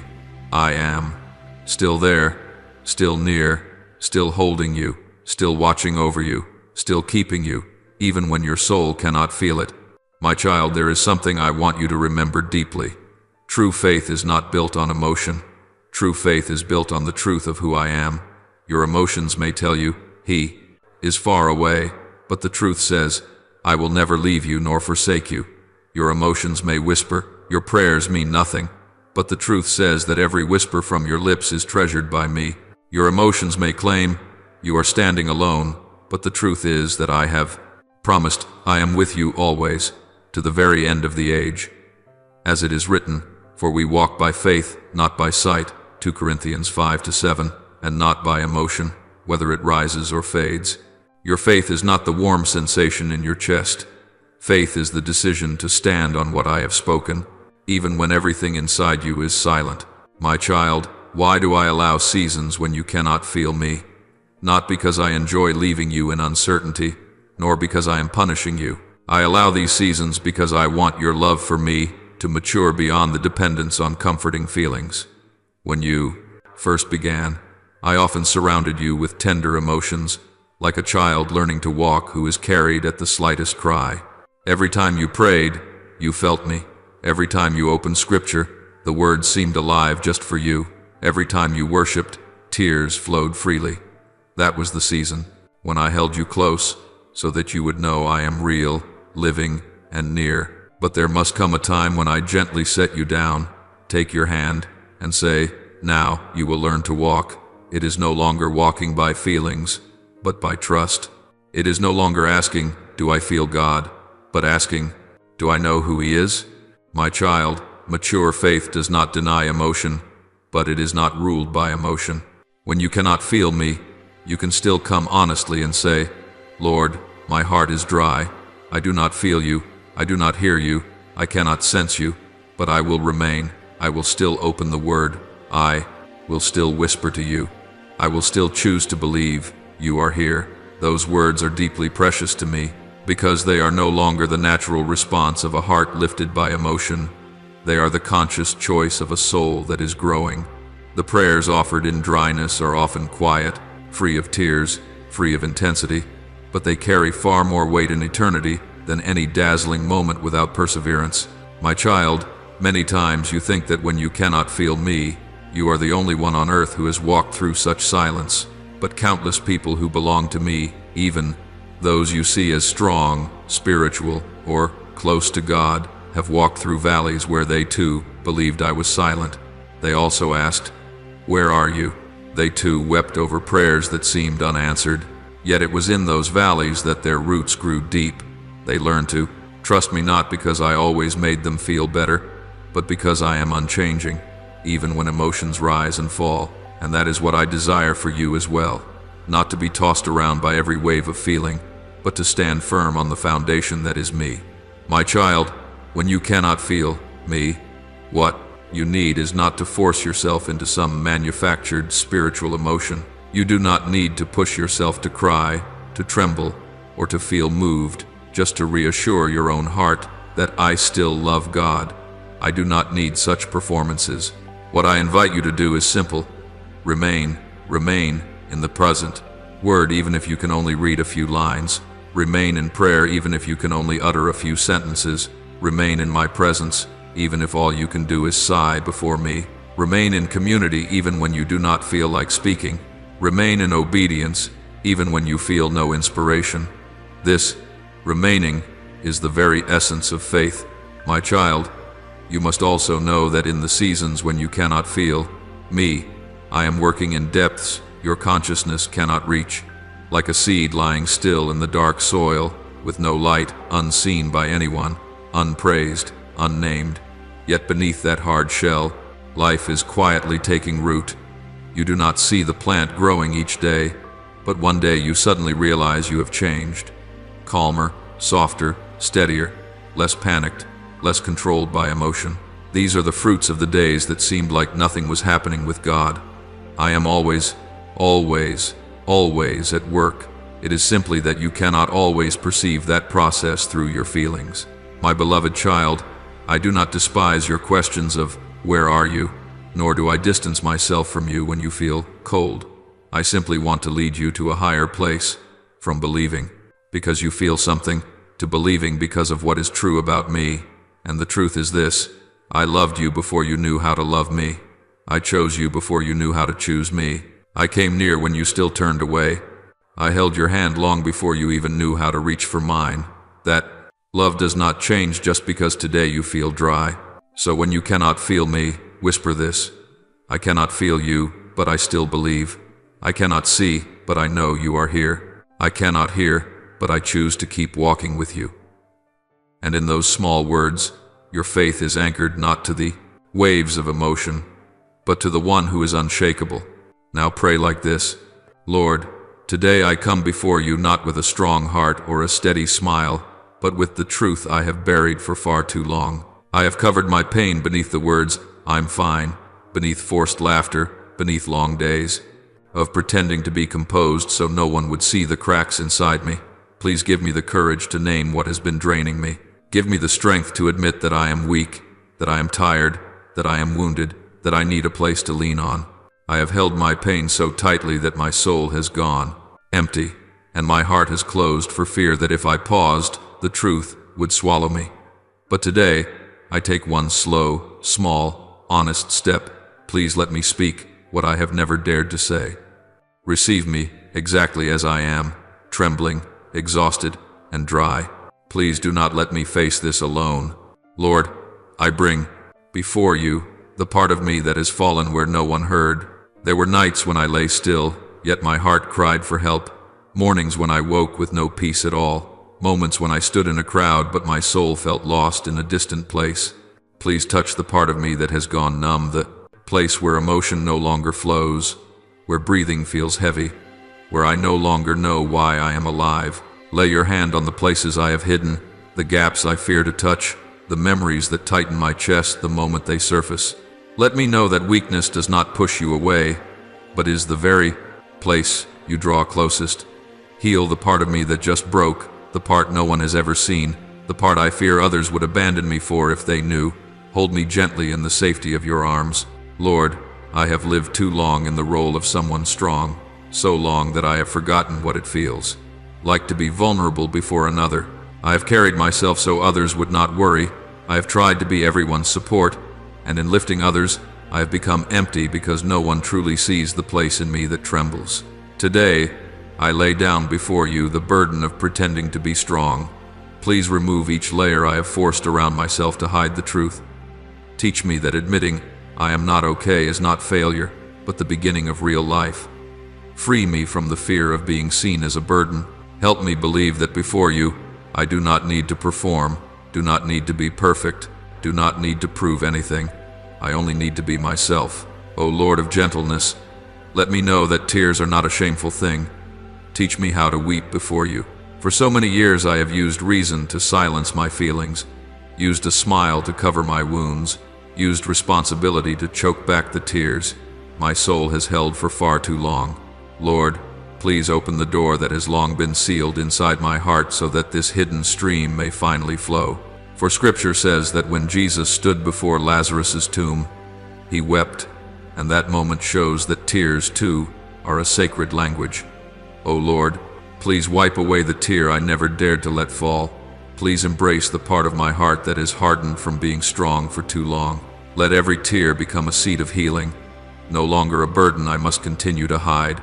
Lord, I bring before you the memories I once buried so deeply, the times I was left behind, the words that pierced my heart, the moments I cried for help and no one heard, the forgotten days of childhood, and the broken relationships I have not dared to touch again. Please step into the dark room where those memories have been locked away. Let your light reach every hidden corner. Let me face the old pain, not to be wounded again, but to be healed. Gently lift these memories as a father lifts a trembling child. Bind up every wound that I have allowed to bleed in silence. Open a path for me to walk out of that frozen place of memory and into new life. Lord, you hear clearly the words I whisper to myself, words no one else hears, yet they cut the deepest. I lay before you every judgment I have spoken over my own heart through the years. I am not good enough. I am useless. No one needs me. I ruin everything. Please shatter every one of those lies in your name. Bind up what I have wounded within myself. Teach me to speak to my own heart with tenderness, with truth that comes from you, and not from my fear. Let me believe that my worth is not found in success or perfection, but in the simple truth that I am your creation. Teach me to speak to myself with the same voice you use when you call me gentle, patient, and full of love. Lord, help me believe that healing is not a sudden leap but the small steps you faithfully see. Let me know that every time I choose rest instead of pushing harder, every time I breathe deeply instead of panicking, every time I dare to name even a small feeling, all of it matters. Plant perseverance in my heart. Give me gratitude for the quiet changes you are shaping within me. Remind me that the mustard seed grows into a great tree, and new life always begins with the smallest movement. Lead me through this journey little by little without haste, without pressure, without condemnation, guided only by your light and your patience. Lord, please give back to me the breath I have lost over the years. Let my breathing no longer be hurried by anxiety, no longer shortened by fear, no longer suffocated by sorrow. Teach me to breathe in your life and breathe out my burdens. Let each breath become a prayer, each inhale a receiving of your peace, and each exhale a letting go of what I can no longer carry. Reset the rhythm of life within me. Breathe your breath into the dry places of my soul, just as you breathed life into Adam so he became a living being. Let me remember that breath itself is the first gift of divine love, and today I receive that gift again. Lord, help me cherish the small things I have done each day just to remain standing. I often think they are too small to matter, but you see them clearly. You see every morning I force myself out of bed, every moment I choose not to give up, every time I swallow my tears so I can focus on my work, every second I keep silent so I will not wound another, every minute I dare to hope just a little more. Let me see that these quiet acts of courage are the foundation of the restoration you are leading me into. Fill me with the confidence that I am not alone in this journey, that you walk beside me step by step, that your light remains before me even when I take only the smallest step. Grant me courage to continue steadfast, gentle, and faithful. I offer this prayer in the holy name of Jesus Christ. Amen. Don't forget to subscribe and turn on notifications so that together we can build a strong, growing community of faith.